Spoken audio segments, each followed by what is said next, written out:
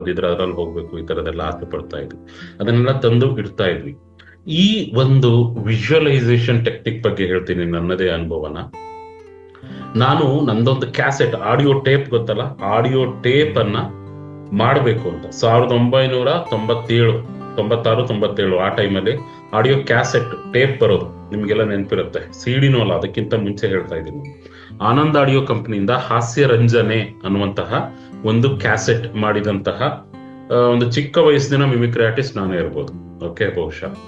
So ಅದು ಈಗ ನಿಮ್ಗೆ ಒಂದು ಆಡಿಯೋ ರೂಪಾಂತರದಲ್ಲಿ kannada.audio.com ವೆಬ್ಸೈಟ್ ಅಲ್ಲಿ ಸಿಗುತ್ತೆ, ಹಾಸ್ಯ ರಂಜನೆ ಅಂತ. ಅದನ್ನ ನೀವು ಕೇಳಿಸ್ಕೋಬಹುದು. ಆ ಕ್ಯಾಸೆಟ್ ಮಾಡೋಕ್ಕಿಂತ ಮುಂಚೆ 6 ತಿಂಗಳಿಗೆ ಮುಂಚೆ ನಾನೇನ್ ವಿಜುವಲೈಸ್ ಮಾಡ್ಕೊಂಡೆ ಅಂದ್ರೆ, ನಮ್ಮ ಮಿಮಿಕ್ರಿ ದಯಾನಂದ್ ರವರ ಹಾಸ್ಯ ಲಾಸ್ಯ ಅಂತ ಒಂದು ಕ್ಯಾಸೆಟ್ ಬಂದಿತ್ತು ಫಸ್ಟ್ ಟೈಮ್. ತುಂಬಾ ಫೇಮಸ್ ಅದು ಎಲ್ಲ ಕಡೆ, ಕಚಗುಳಿ ಅಂತ ಎಲ್ಲ ತುಂಬಾ ಆಮೇಲೆ ಮಾಡಿದ್ರು. ಮಡಿಕೇರಿ ದಸರಾ ಪ್ರೋಗ್ರಾಮ್ ಅಲ್ಲೆಲ್ಲ ಸಖತ್ತಾಗಿ ಅದು ಶೋ ಸೂಪರ್ ಹಿಟ್ ಆಗಿತ್ತು. ನಾನು ಮತ್ತೆ ಜಾನಿ ಲಿವರ್ ಅಂತ, ಜಾನಿ ಲಿವರ್ನ ನಮ್ಮ ಮಿಮಿಕ್ರಿ ದಯಾನಂದ್ ಸರ್ ತುಂಬಾ ಫಾಲೋ ಮಾಡ್ತಾರೆ, ಕಾಪಿ ಮಾಡ್ತಾರೆ. ಸೊ ನಾನು ತುಂಬಾ ಇಷ್ಟಪಡ್ತಿದ್ದೆ. ಸೊ ನಾನೇನ್ ಮಾಡಿದೆ, ಆಗ ಎಲ್ಲಾ ಕಡೆ ಹೋಗೋದು, ಕ್ಯಾಸೆಟ್ಗಳನ್ನ ಹುಡುಕಿ ತಗೊಳ್ಳೋದು, ಕ್ಯಾಸೆಟ್ಗಳನ್ನ ಹುಡುಕಿ ತಗೊಳ್ಳೋದು. ಹಂಗ್ ತಗೊಂಡು ಮಾಸ್ಟರ್ ಹಿರಣ್ಣಯ್ಯ ಅವ್ರದ್ದು ಕೂಡ ಕ್ಯಾಸೆಟ್ಗಳು ತುಂಬಾ ಫೇಮಸ್ ಆಗುತ್ತೆ. ಧೀರೇಂದ್ರ ಗೋಪಾಲ್ ಅವ್ರದ್ದು ನಾಟಕಗಳು ಬರೀ ಕ್ಯಾಸೆಟ್ಟೆ ಆಗ ನಮ್ಗೆ ಎಂಟರ್ಟೈನ್ಮೆಂಟ್ ಅಂತ ಅಂದ್ರೆ. ಸೊ ಆ ತರದೊಂದಷ್ಟು ಕ್ಯಾಸೆಟ್ ತಗೊಂಡು ಜೋಡಿಸ್ದೆ ನಮ್ಮ ಮನೆಯ ಒಂದು ರೂಮ್ ಅಲ್ಲಿ. ಫಸ್ಟ್ ನಾನು ಜಾನಿ ಲಿವರ್ ಕ್ಯಾಸೆಟ್ ಇಟ್ಟೆ, ಮಾಸ್ಟರ್ ಹಿರಣ್ಯ ಅವ್ರ ಕ್ಯಾಸೆಟ್ ಇಟ್ಟೆ, ಧೀರೇಂದ್ರ ಗೋಪಾಲ್ ಅವರು, ಮಿಮಿಕ್ರಿ ದಯಾನಂದ್ ಅವ್ರದ್ದು 4 ಕ್ಯಾಸೆಟ್ಗಳನ್ನ ಇಟ್ಟು 5ನೇ ಕಡೆ ಹಿಂಗೆ ನೋಡಿದಾಗ ಖಾಲಿ ಸ್ಪೇಸ್ ತರ ಇದ್ರುನು ನನ್ನ ಕಲ್ಪನೆಯಲ್ಲಿ ಒಂದು ಕ್ಯಾಸೆಟ್ ಅಗೋಚರವಾಗಿ ಒಂಥರ ಕಾಣಿಸ್ತಾ ಇತ್ತು, ನನ್ಗೆ ಅಸ್ಪಷ್ಟವಾಗಿ ಕಾಣಿಸ್ತಾ ಇತ್ತು. ಅಂದ್ರೆ ಇದು ನಂದು ಬರುತ್ತೆ, ಇಲ್ಲಿ ಇಡ್ತೀನಿ ನಾನು ಅನ್ನೋ ಒಂದು ವಿಜುವಲೈಸೇಷನ್ ನ ಮಾಡ್ಕೋತಾ ಇದ್ದೆ ನಾನು. ಅದ್ರ ಮೇಲೆ ವರ್ಕ್ ಮಾಡಕ್ಕೆ ಶುರು ಮಾಡಿದೆ ಸ್ನೇಹಿತರೆ. ಪ್ರತಿದಿನ ಆ ತರ ಮಾಡ್ತಾ ಇದ್ದಿದ್ದ ಪರಿಣಾಮ, ಅದಾದ 6 ತಿಂಗಳ ಬಳಿಕ ನಾನು ಹೇಳಿದ್ನಲ್ಲ ಹಾಸ್ಯ ರಂಜನೆ ಕ್ಯಾಸೆಟ್ ಅನ್ನ ನಿಜವಾಗ್ಲೂ ಆ ಜಾಗದಲ್ಲಿ ಇಟ್ಟೆ. ಎಷ್ಟು ಸಂತೋಷ ಅಂದ್ರೆ ಪ್ರಪಂಚವನ್ನೇ ಗೆದ್ದಷ್ಟು ಖುಷಿ. ಸೊ ಆ ತರದೊಂದು ಟೆಕ್ನಿಕ್ ಅನ್ನ ನಿಮ್ಗೆ ಹೇಳ್ಕೊಡ್ತಾ ಇದ್ದೀನಿ. ನಾನು ಡೈಲಿ